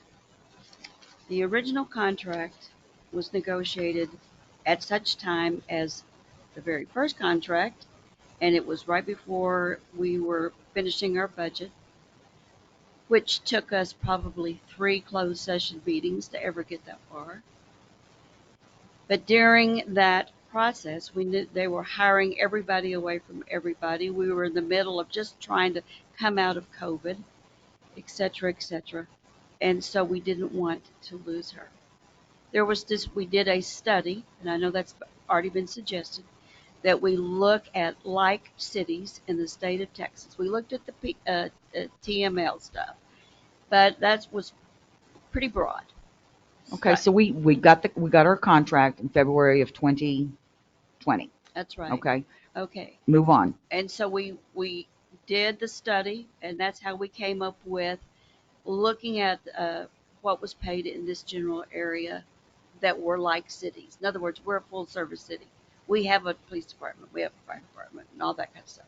A lot of cities. We started her at around us. $80,000. We started her at exactly the same price as when Joe left. I think Joe was making 70, but that's okay. Oh, well, I can tell you that. Okay. We started All right. her at that price. So as this is a year later. So anyway, we come up with this contract. It was discussed with the current mayor, city council persons, every one of us, and we came up with a plan to do a graduated contract over 3 years that would be. That was in April of 2021. That was the second contract. Okay. Thank you. So it was during that process, and when we came out and everybody agreed, and I looked at the data that we looked at, and it was a unanimous vote to authorize that contract. Now we fast forward. Not this, the special meeting that we had, the meeting before that, we went into closed session and we discussed all that was in front of us. I don't think it's anybody's secret, since it was on repeatedly on the agenda, that this was not the first discussion about this subject. We drug our feet trying to make this work.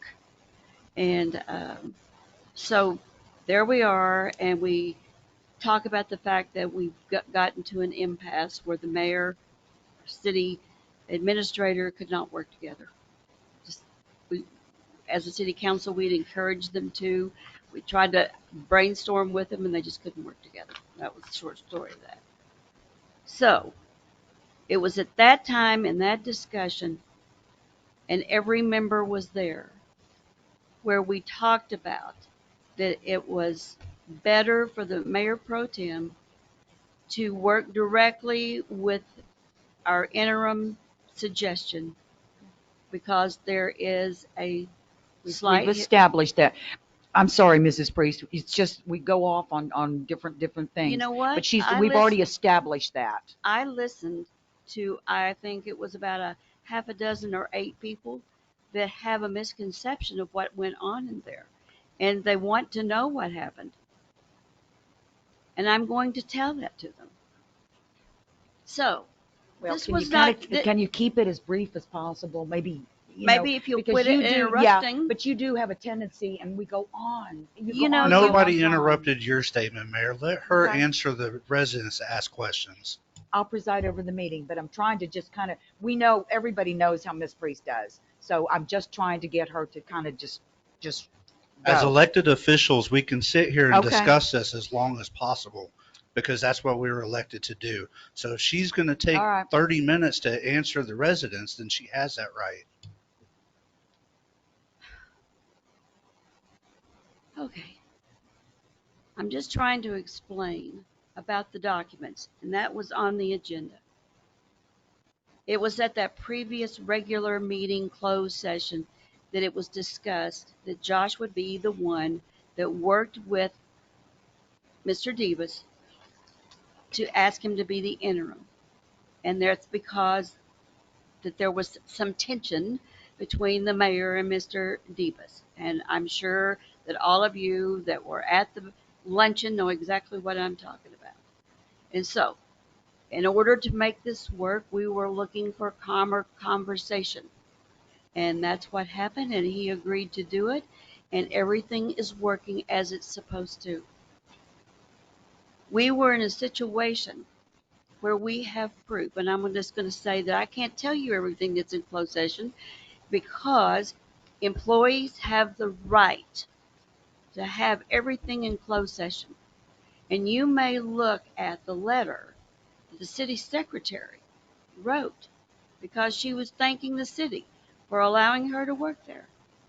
But that is not what she shared with us entirely in closed session, and I'm not going to go into the details. But we know things in order to protect our employees that you cannot know and you should not know by law.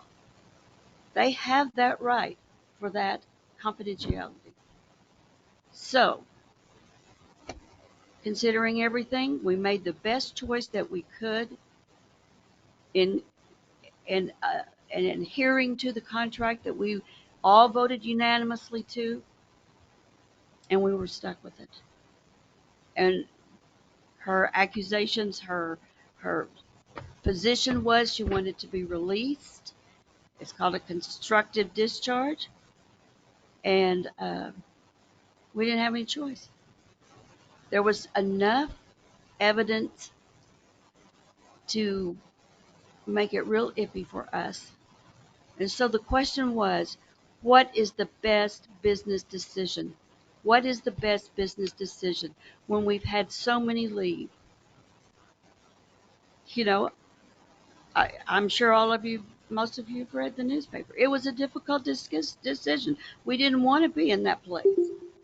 We did not. All we wanted was for our 2 leaders of our community to be able to get along.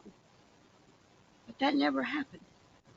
And so there we were with contracts that were clear, 5 people that left and what they told us, and we had to take action.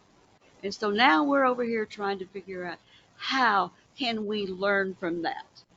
How can we learn from that? And we all have something to learn, every one of us, because we've never been through it before. So you can think whatever you want to think about me. You can do this. Go right ahead and think it.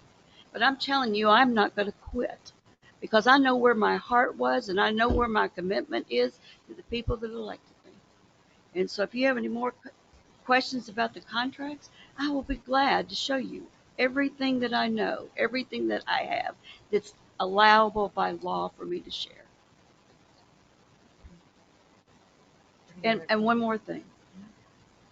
On the third contract about that consultant stuff, Mr. Davis, if you can find a way to get the information that you need and take care of what we need to have taken care of, I am not in favor of giving the 10 days notice and canceling that.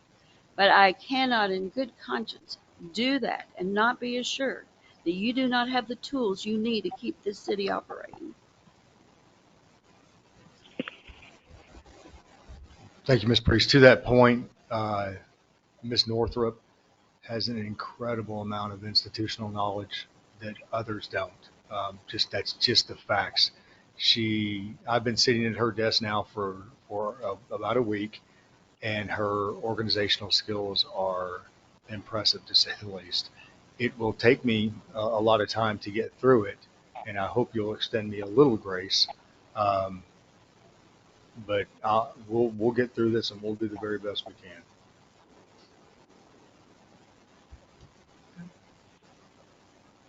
Well, I've asked the council to reconsider the 3 contracts. Do I have any other comments from anybody? With the city ordinance I brought up earlier, so the question is, why did Josh McCabe sign the contracts when the mayor should have signed the contracts? There is no reason why he should sign the contracts. Is there, or is there, or am I missing something? We just didn't want it. I mean, Presume you're asking me. Yeah. yes, because you're the lawyer and I'm asking a legal question. Because the council instructed Josh to execute the contract.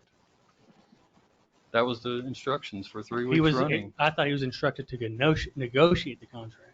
He was instructed to finalize it, to finish the deal. Okay, I guess just like I guess I was, uninformed that I had to sit here and waste $200 an hour while I sit 2 or 3 hours reading the contract so I can understand it. We're talking about wasting city's money. I don't want to sit here and read through a contract for 2 or 3 hours, waste the citizens' times, but I couldn't have the contract beforehand. I mean, Josh McCabe knew it. Why is it that one city council member gets to know the contract before the other? There were 3 people that knew about each contract. When it came to Eric's contract, it was myself, Eric, and our city attorney, because the council agreed for me to negotiate those contracts and execute them. The only ones that knew about Cynthia's 2 contracts were me, Cynthia, and Carvin, our city attorney, because we were the 3 negotiating. All 3 of those contracts, it was made very clear by our city attorney he was not representing those 2 people and that they needed to seek additional counsel for their questions on the contract because he was there to represent the city. So yes, I did know the contracts beforehand because that is what the council authorized me to do. No other person outside of those people knew about the contracts before the special session. When we went in there, Carvin read over the contracts and he made them available to everyone, and nobody took a copy to review them. The reason why they were not given out ahead of that is because negotiations are sensitive.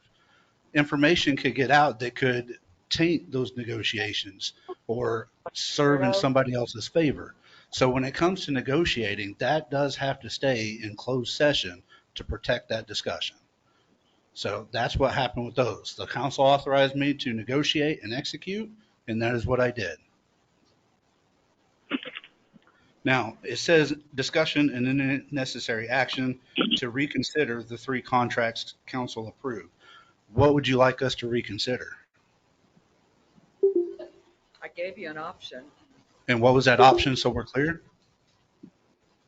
The council can opt to accept Ms. Northrup's resignation, agree to an amicable separation, and pay out her accrued comp time. The city of Rome pays an annual subscription to TML, who would resolve litigation. So those contracts have been signed and executed. And if we rescind those and change the contract, then we're therefore in breach of contract and the city could be sued. So you're asking us to breach the contract? The council authorized me to do that. So you would like us to breach the contract and risk being sued? I think that Mrs. Beecraft made a point about how it needed to be, we needed to vote on it the first round when we came out of executive session on the 28th of July. And we did vote on the contracts on the last meeting. But you all rushed to it. You rushed to it apparently that same evening. We sat in the executive session and discussed the contracts. I asked, does anybody have questions? The contracts were made available. I'm not going to argue with you. I'm not Okay. arguing with you. I'm Yeah, stating what happened. You are arguing with me. Does anybody else, either one of you have any comments about it? I just think it's an awful lot of money to put out. And I'd like some It accounting would be of that even more $500,000. money if we breached those contracts and I are would sued. like to see some of your documentation on that $500,000 that we spent on the others. That has nothing to do with these contracts. But you said you made the statement. I did make a statement, but that Okay. has nothing to do with these contracts, so we're not Okay, discussing but I'd that. still like to see the documentation. So you're asking us to perform illegal actions in breaching contract. That's what you just stated. Thank you. Any other comments from council? I believe the mayor was just asking for the information on the $500,000, $500,000. It's not in the agenda. That's the proposed all part of those. She can ask for it, and she doesn't ask for it. So we're stuck?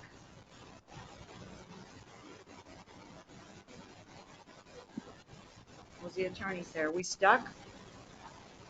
Well, you've got 3 signed contracts unless the city wants to breach the contracts. My advice would be to leave the contracts in place.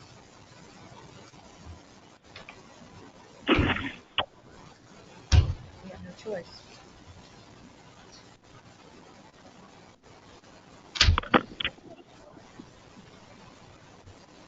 It will require a motion, Mayor, to do any action. So if there's not a motion. Well, if there's no action. I mean, if you wanted to, rescind really isn't the right legal term, but if you wanted to breach the contracts, you'd have to take a vote. If the majority wanted to do that, then that would be fine. But that's up to the will of the council. So without any kind of motion, then it's time to go on to the next item. All right.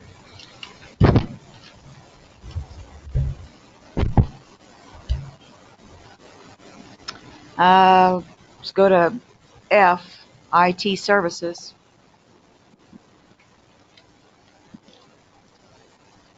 Discussion, any necessary action regarding IT services for the remainder of fiscal year 2021-2022.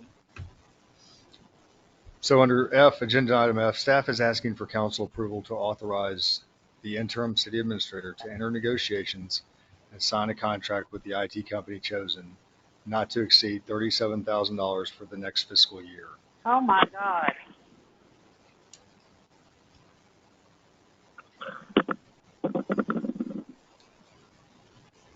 Eric, can you please explain why we're looking at another IT service? Our current company no longer offers the services that we need. So we are looking for a new company. We've interviewed 3 different companies. They're all fairly similar in price, but we still need to consider a little bit more. And I do welcome Mr. Loftus's knowledge in that aspect. And I've got some calls to other folks as well. So we picked the right company. But what this will authorize is me to do those negotiations and sign a contract up to that amount, which is in the budget amendment on another item. Well, I think it's fairly clear that we need an IT service, so I make a motion to authorize our interim city administrator to enter in negotiations and a search for new IT services.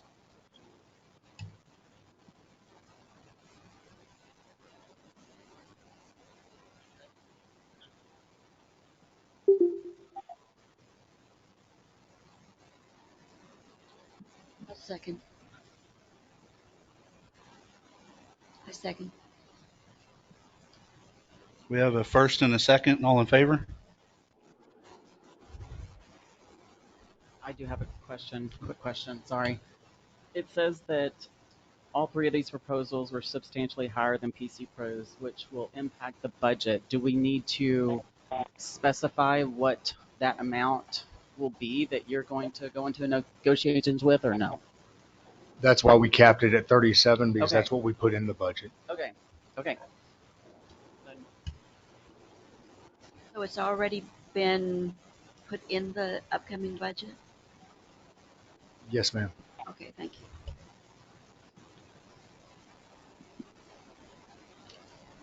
Is that not something that needs to go out for bid? No? We've spoken to 3 different companies already, so those would be bids. Yes, ma'am. Repeat that figure to me. So the maximum amount that we're prepared to spend, which is in next year's budget, is 37,000.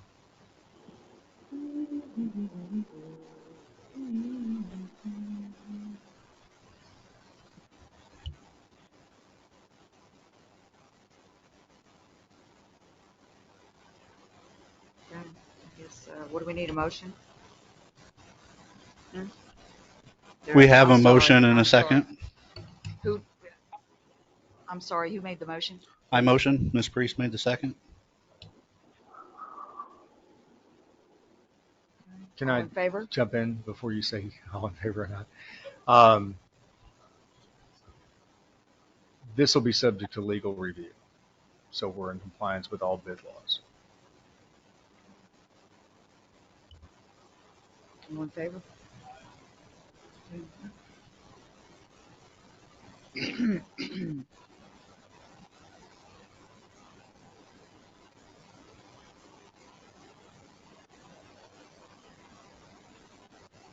Okay. G, discussion, any necessary action regarding the fiscal year 2022-2023 budget.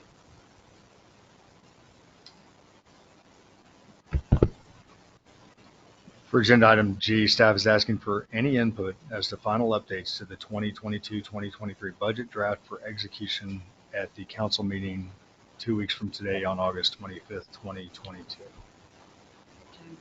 What I would like to see is something, and I was kind of looking over state statute on what is actually required on a budget. What I was looking for is, what were our actual expenditures for 2021 as well as for 2022 year to date, both the expenditures and what we got in both years, rather than, I noticed on the budget that we've got, it shows what the budget was for 2021, 2022, but it doesn't show what we actually spent. And that's what I would like to see, is some kind of a report on the 2021 expenditures and what we got in revenue. And then also for year to date for 2022, the same information. By department, by line item, with how I guess in-depth it would is be, this? well, it's going to be by department because that's how the budget goes. But yeah, line item. For instance, a good example would be the attorney fees. For 2 years, it was $90,000, and then it was $90,000, and then it was $96,000, but it was $90,000, but we had to do a budget amendment for $96,000 or for $6,000. But then just a few weeks ago when we had a council meeting, I had asked about the legal fees, and the total year-to-date legal fees are $162,000, and that was without the, that's with 3 months left in the fiscal year. So obviously, we're not even going to get close to that 96,000. We're going to end up with a huge budget amendment on that one. And that was, for example, what we have spent on, various subscriptions or whatever, salaries. Okay, we can run that Please. report. Okay, that would be perfect. Thank you, at least for me. Anybody else have any objection or? No, I do have one question about that though. So, and we may not have the answer here tonight. So whenever we look at our budget and we know that funding is going to come from other avenues other than what is direct revenue to the city, then would those expenditures, for example, PMB, they pay us a certain amount of money to go toward legal fees. Is that not in the budget? Or does it show itself in the budget? I think for clarity, we're going to pull up the PowerPoint and go through it.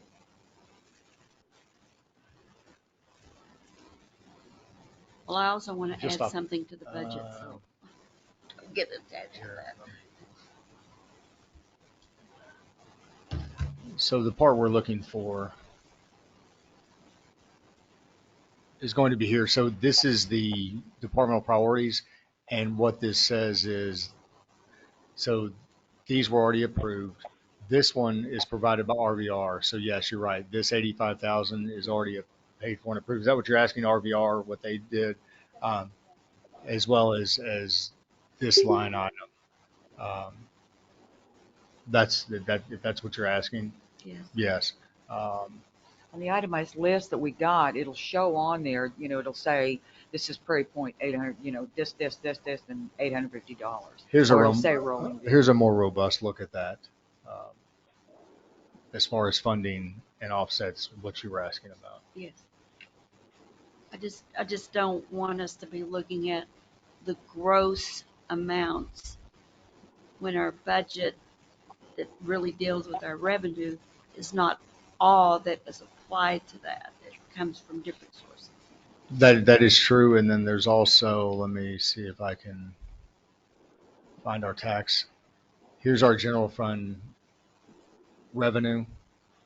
The tax rates, I think, is what you're asking about. These are the tax rates, and then this is the variable M&O rate. That's where the money will be spent. So 23 cents of that will be spent on the operating costs of the city, and then 21 cents, 21.9 is on the debt rate, and that's to pay the current debt of the city, is what that indicates. We started this process, I think, when we had our first budget meeting in March. This is really the end part where we've discussed all of these things quite a bit in meetings and in council meetings and in our budget workshops. So really what we're getting to, I guess what's important to the citizens is this: you're actually going to have a limited tax increase.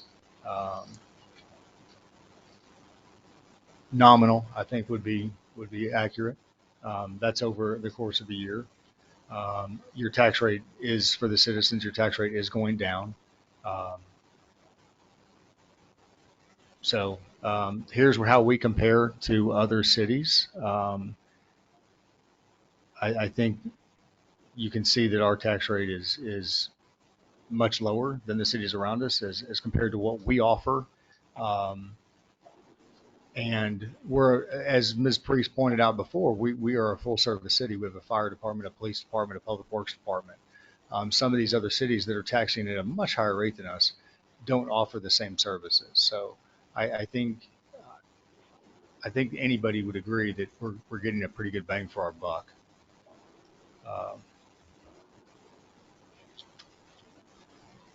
Trying to see if any information that might help with this process, because like I say, we've discussed a lot of this already. We took your council priorities and what y'all wanted to see.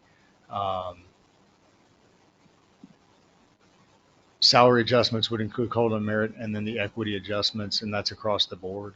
Now, by salary, is that just salaries, or is that going to be hourly wage also? That's all across the board. That's all. I'm sorry, by salary, I mean all paid employees. As you can see, this is the TML salary survey that was conducted. The figure at the right is actually the average. So that's not the top pay. That's just the average. So if you average, I'll take police officers, for example.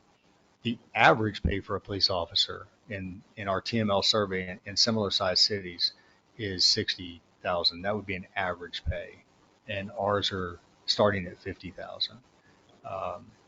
You can drop down and just look at any of those. So when you see that on a scale, it's a little misleading because we're half the average, and what we're trying to get to is 60% of the average. That's the goal, I think, that the city's working on is to get to 60% of average, not get to 60% of the top out pay. We're trying to get to 60% of the average, and that's for all employees. And why that's important was you did mention that we haven't gotten a lot of applications, and I'm afraid part of that reason is you can go 30 minutes east of us and get those salary increases. And so we're comfortable with fighting that. We're comfortable making a case for why you want to work for us and work in Rome. But it does play a part on how many applicants you're going to get. We had those priorities that we mentioned in the police department as well as fire and EMS. I don't know if y'all want to continue to discuss each one of these, but that's up to you guys.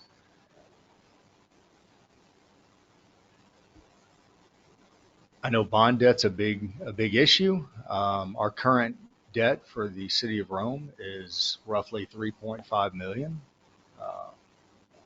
If you compare that to some of the cities around us, we're doing pretty good. And all that's in the paper. If you follow Miss Neal in the Wise County Messenger, they have a lot of good information in there. If you want to do comparisons about how we stand compared to our neighbors, I think you'll be pleasantly surprised. So, what we're really asking is, think about any changes you'd like to make or see between now and next week, so we could take a roll call vote and approve next year's budget. I can get the document saying where the money is spent. That's not a problem. But I'm not sure that's going to be beneficial for us before we approve next year's budget, because we will have to get that done. I do have one more request. Yes, ma'am. I'm sorry. No, I'm not sorry. I'm here to help. And I'm not going to tell you a story. I don't have the last budget with me. There's only so much I can get in this backpack. But my question is, do we have a line item for events? And if that we do, how much is there? How much have we allocated For events, for events?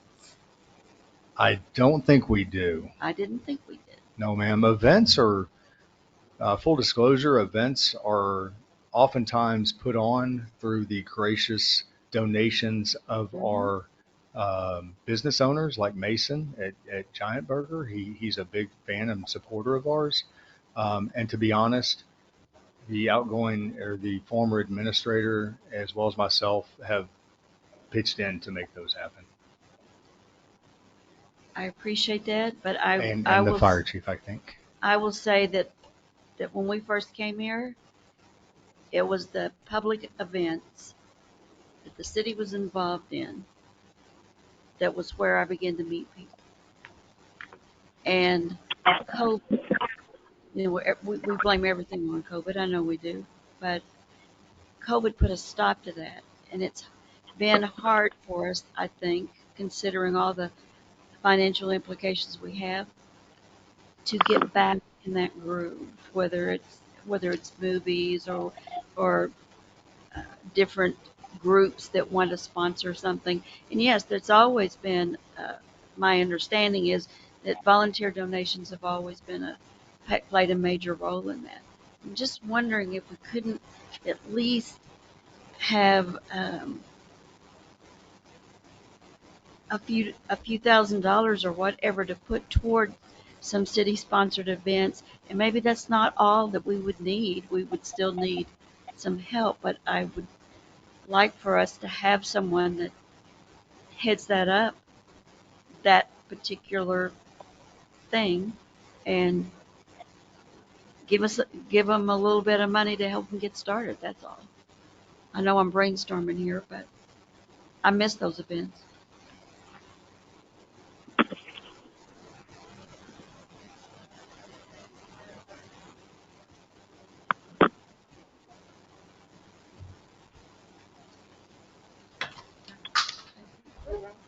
What the acting fire chief, the credit code stated, was that we do have built in into the police and fire budgets line items for events, such as their splash day and events like that. And I know they throw a great Halloween party. And the police department, we do coffee with a cop, and one of our big ones is National Night Out, and that is through donations from city businesses and surrounding areas that donate to that to help us. So yes, that's true. There is a line item for that, but it's funded through donations. Thank you.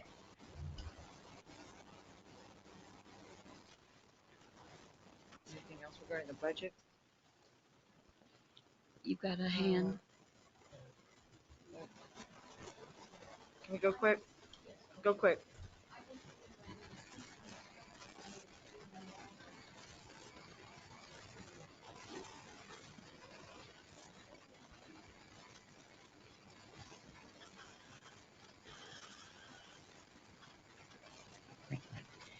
I remember when the city council voted that the park boards and stuff, we no longer did city events, city-sponsored events.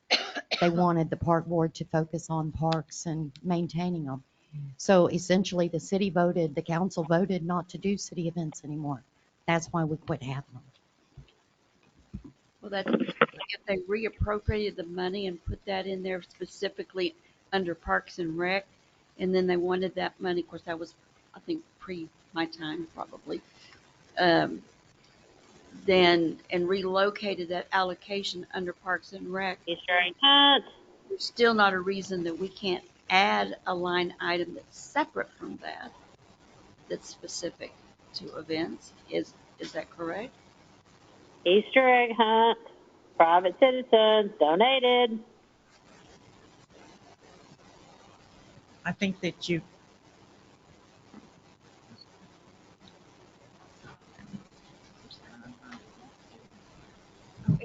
yay. My thought would be is that's a good idea, but I think you have to have a committee to actually plan this. Mhm. And what seemed to be happening is it wasn't working out very well. And I think if you have a person that, or not one person, I think it takes a group to actually plan and things to actually work and be successful. It's just like planning our budget or planning for our future. If we do not properly plan or have a committee to do that, it's not going to succeed and we're going to fail. Thanks.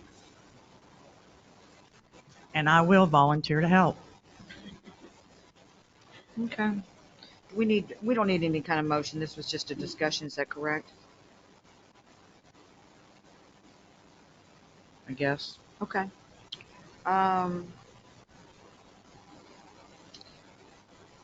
Okay. Discussion, any necessary action regarding East Wastewater Treatment Plant construction closeout documents. What this one is, staff is just asking for council approval for the 2019 bond project final payment to Rhome Construction and setting August 3rd, 2022 as the date of acceptance, thereby beginning the 2-year maintenance period from that date. I believe this is just a ministerial action, so I motion to approve. I'll second.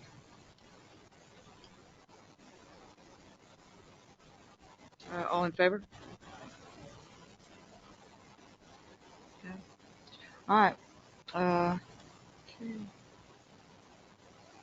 G. No, wait a minute. All right. So what do you guys have? Where we are? That's it. I've got it on my list. I. Discussion and any necessary action regarding ordinance for water rate increase approved by council and setting effective date. Yeah, to reiterate what the mayor said, this is the ordinance that goes along with the already approved water rate increase. And what is the effective date on that?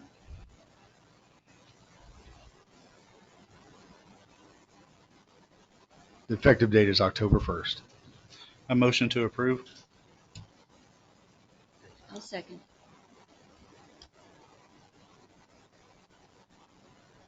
So this is for the one we already approved? Yes, sir, it has to be in ordinance form. So What's you've the already date approved the again? rate, it just puts it in the ordinance. October 1. First, thank you. Okay. All in favor? All right. No, the next one is the J, discussing any necessary action regarding drainage project. Mrs. Amos had called in, but I had a conversation with her the other day, and she said that actually the drainage in Ellis is not just limited to that one specific area, that it actually goes up to her house. And she said she wanted to see if we could table it until somebody can come out and take a look before we make any decision on doing any kind of anything to the drainage out there. Because she said it's not limited to just that one house. It goes all the way up the street. Or better yet, maybe our interim city administrator could call Mrs. Amos and just talk to her about it. Yes, ma'am, I can do that. Could you do that? Yes, ma'am. And then let's table it and, for Sure. further discussion. Sure.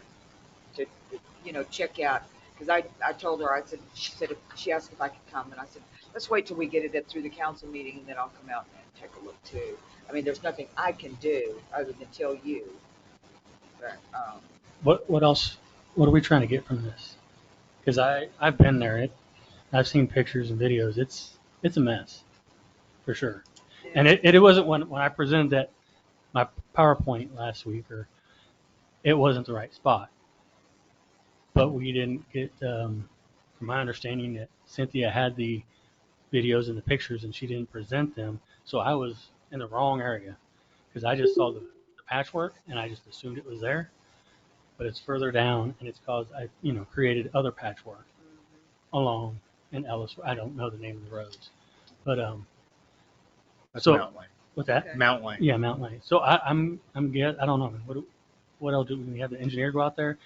And then the question is where the drainage issue comes off. It comes off between the two properties, and they're claiming, and I've seen the videos of the one person's yard where it comes down, it's flooding.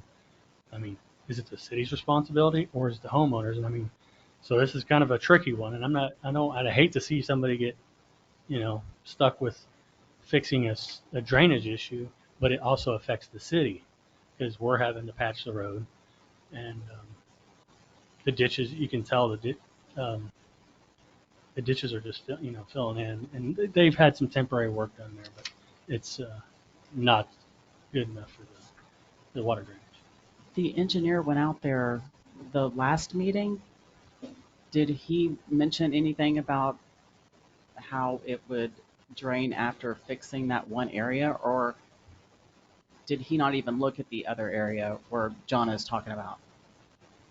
Yeah, So so I don't. I'm on the call. We have the engineer online. Let's let him speak to this. Yeah, so I can speak to that. Go ahead. The primary issue that happened was there were some improvements that were done on the lots. The dollar amount that was quoted by the contractor was to make repairs within the city right of way. So that's along the ditches there. I don't believe that we had any improvements slated between the two residential lots to actually improve that channel because they've actually reestablished vegetation in that area, which reduces the silt. So this is a problem that happened previously that needs to be corrected now, but has almost essentially taken care of itself on its own, other than the fact that your ditches are full, which is why you have water backing up and pooling in that area and undermining the subgrade of the roads in that area specifically. Now, as far as other areas of Ellis Homestead that have drainage issues, those were not brought up previously when me and Sean and Cynthia went out to the site.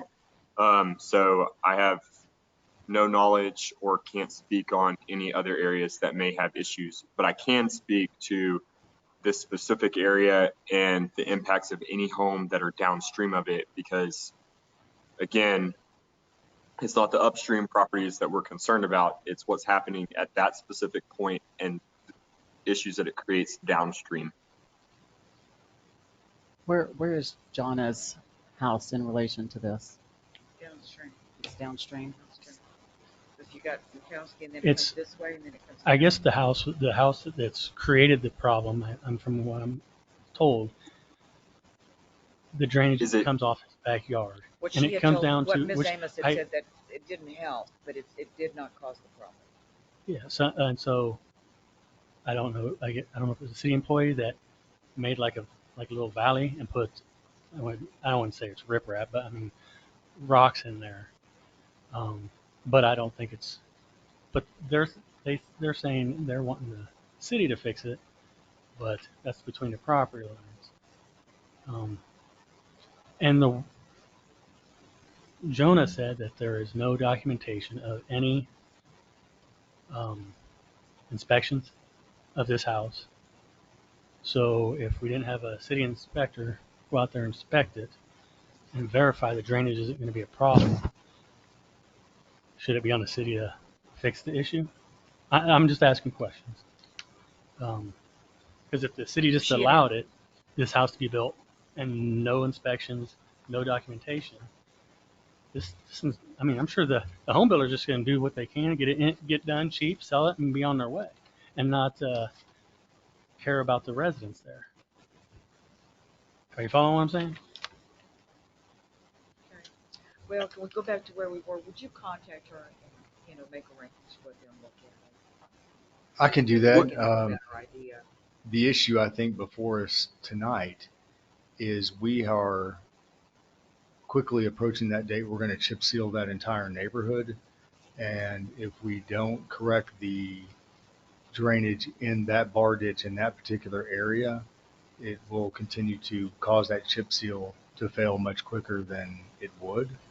So I think and Carvin can speak to this, I believe he's already said it's our responsibility to correct the drainage channel itself. It's the homeowner's responsibility to clear it from debris or trash or overgrowth, and to keep it mowed. But I was out there this morning with the road crew and the commissioner from Wise County Precinct 3, and we looked at that specific area, and he was, I don't want to speak for him, but it can be corrected, and allow the water to flow better. So for the engineer, the issue that we're discussing that we're trying to fix, I think you said at the last meeting that was no way affected by the drainage at the houses at the top of that hill. Is that correct? yeah, that's our understanding. So basically, my understanding of the history of this area is the home came in at 11, I believe it was 11, it was either 11:14 or 11:12.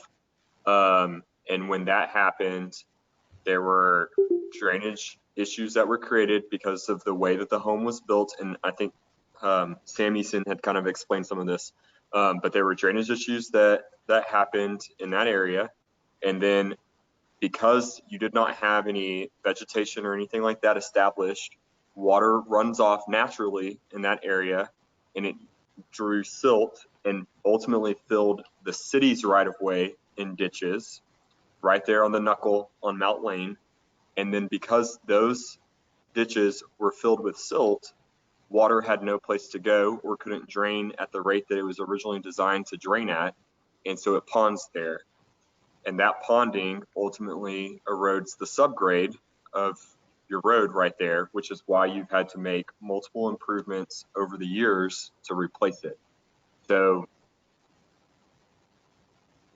you could sit on this and not do anything, but as Eric just mentioned, if you don't do anything, we're going to chip seal the road, and then a few years down the road, you're going to come back and have to redo that area because you haven't fixed the issue. So the $15,000 that Cynthia had presented to you was to correct the issue within the city's right of way. And I believe that it went all the way down to 1106 Mount Lane. So it was everything on that side of the road, because you basically had to chase it downstream until you could get positive flow coming out.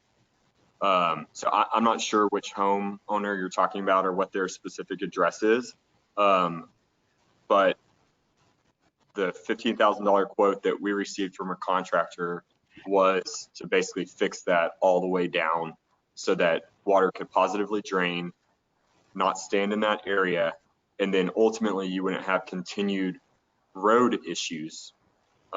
So we're truly separating this from a maintenance issue to this is city infrastructure that is being impacted, and there's a viable way to correct it without having continued cost over time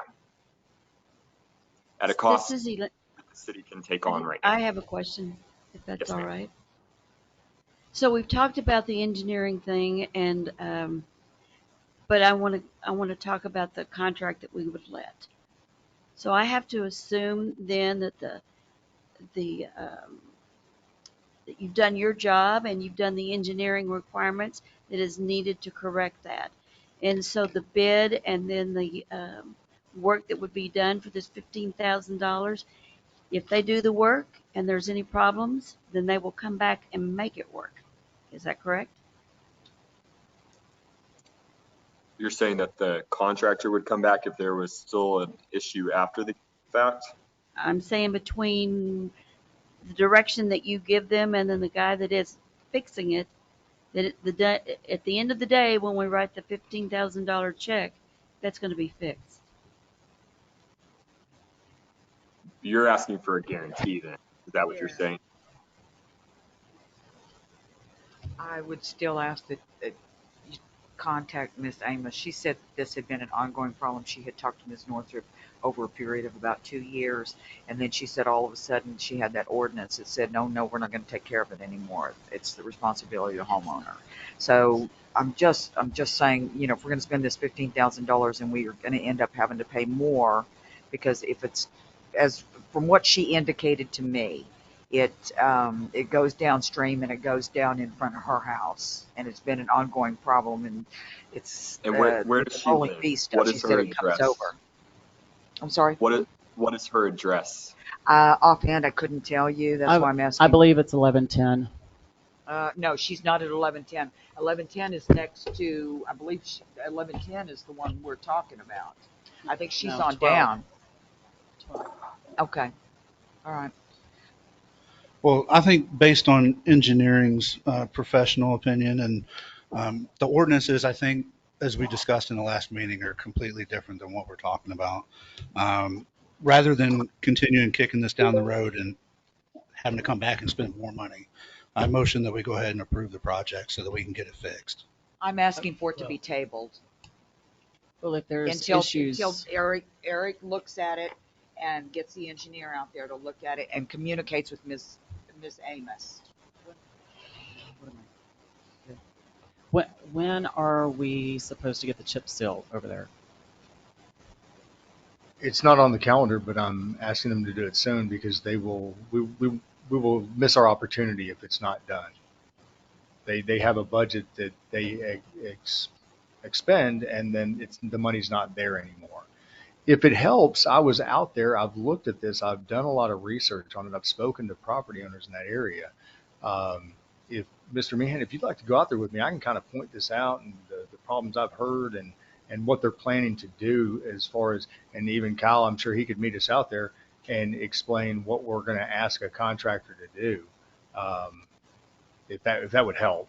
No, I mean, I'm willing to do that, but like what Ms. Priest brought up, if it doesn't fix our problem, are we going to get the contractors back out there to continue to make this drainage? Well, I think the engineer has said, in his professional opinion, it would fix the problem. Now, there's no guarantees in life, but his professional opinion is that this would fix the problem with the water eroding the subgrade on the road. And Mr. Weldon, correct me if I'm wrong. Is Kyle still on? Oh, you've got him muted. I'm still here. Kyle, I'm sorry. There you go. I mean, is that accurate? That there is no guarantee. I'm surprised. What we're saying is, in your professional opinion, you believe this is the solution, but there are no guarantees in life. Yes, based on the information that I have and what we've seen on site and looked at, this appears to be the solution to the problem. But on multiple levels here. So one, ultimately, the work is performed by the contractor, and the contractor is bound by the work that is outlined in any contract documents to perform that work. So if there's still an issue afterwards, then if the contractors performed the work that they were asked to do, then there is no recourse to come back and say, you didn't fix the problem, because that's not the way that their contracts are set up. The contracts are designed to take on the task that you have contracted them for. You don't give them a task that says, fix this and figure it out, and you've got to do it until it's done. So does that make sense? Can we go ahead and put it on the next agenda, and just to accommodate Ms. Amos, at least give her the courtesy to look at it. Anyway, a motion to table or what? Okay. May I get a motion to table this item? Can we do it tentatively? Can we agree to it tentatively and have you go talk to Jonna to just kind of? I'm gonna.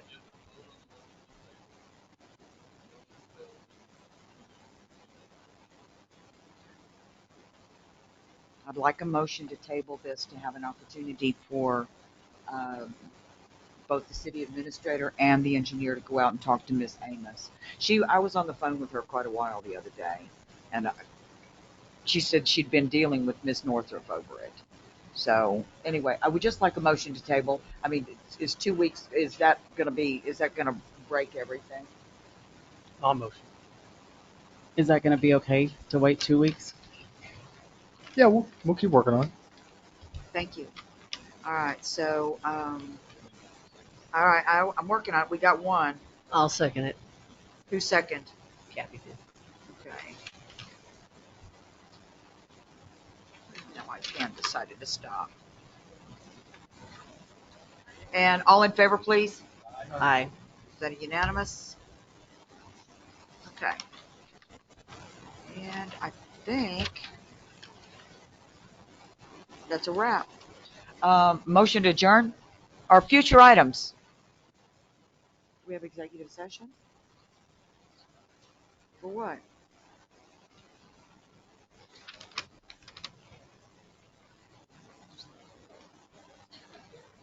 Uh,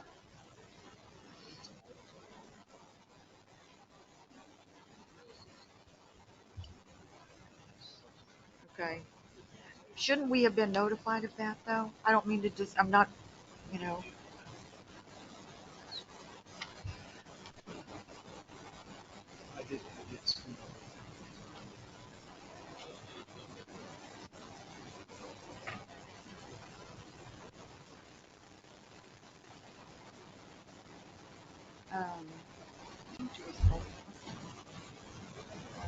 Kathy's done the work. Can we hold it and just do it the next 2 weeks? Eric, is there something we need to discuss in executive session? Well, it's not on the agenda. It's not. But we always have the specifically right listed. to reserve executive session to speak with the lawyer.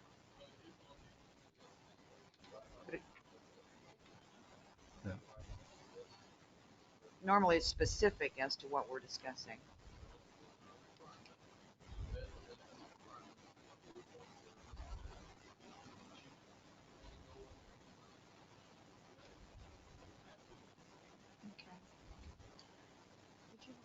I think if our staff feels like they need to discuss something, we need to do that rather than delay it a couple of weeks. It's not a matter of not wanting to leave.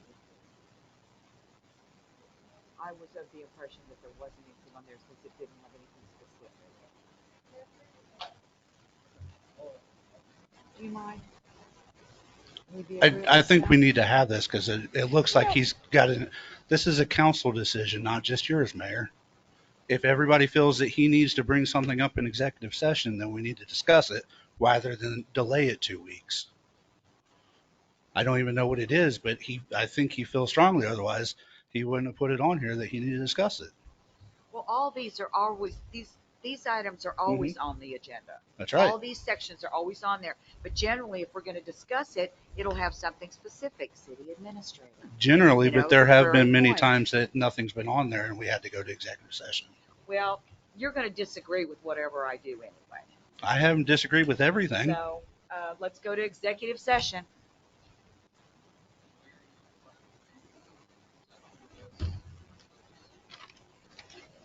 Okay.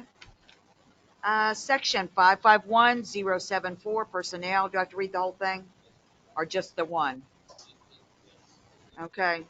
Discuss appointment, employment, evaluation, reassignment, duties, discipline, or dismissal of a public officer or employee, or hear complaint or charge against an officer or employee in executive session unless officer or employee requests a public hearing. And it is 8:29. We'll go to executive session. This conference will now be recorded. Okay, 8:33. We will reconvene into regular session. There won't be any action out of the executive session. Can I get a motion to adjourn, please? Motion to adjourn. That's Ty. Second? Second. Second. Okay. All in favor? Let's go. Let's see. Shirley, do you have a pen? Write down 8:33 out of executive session on my paper. And adjourn at 8:34. Ty, Kathy, and I.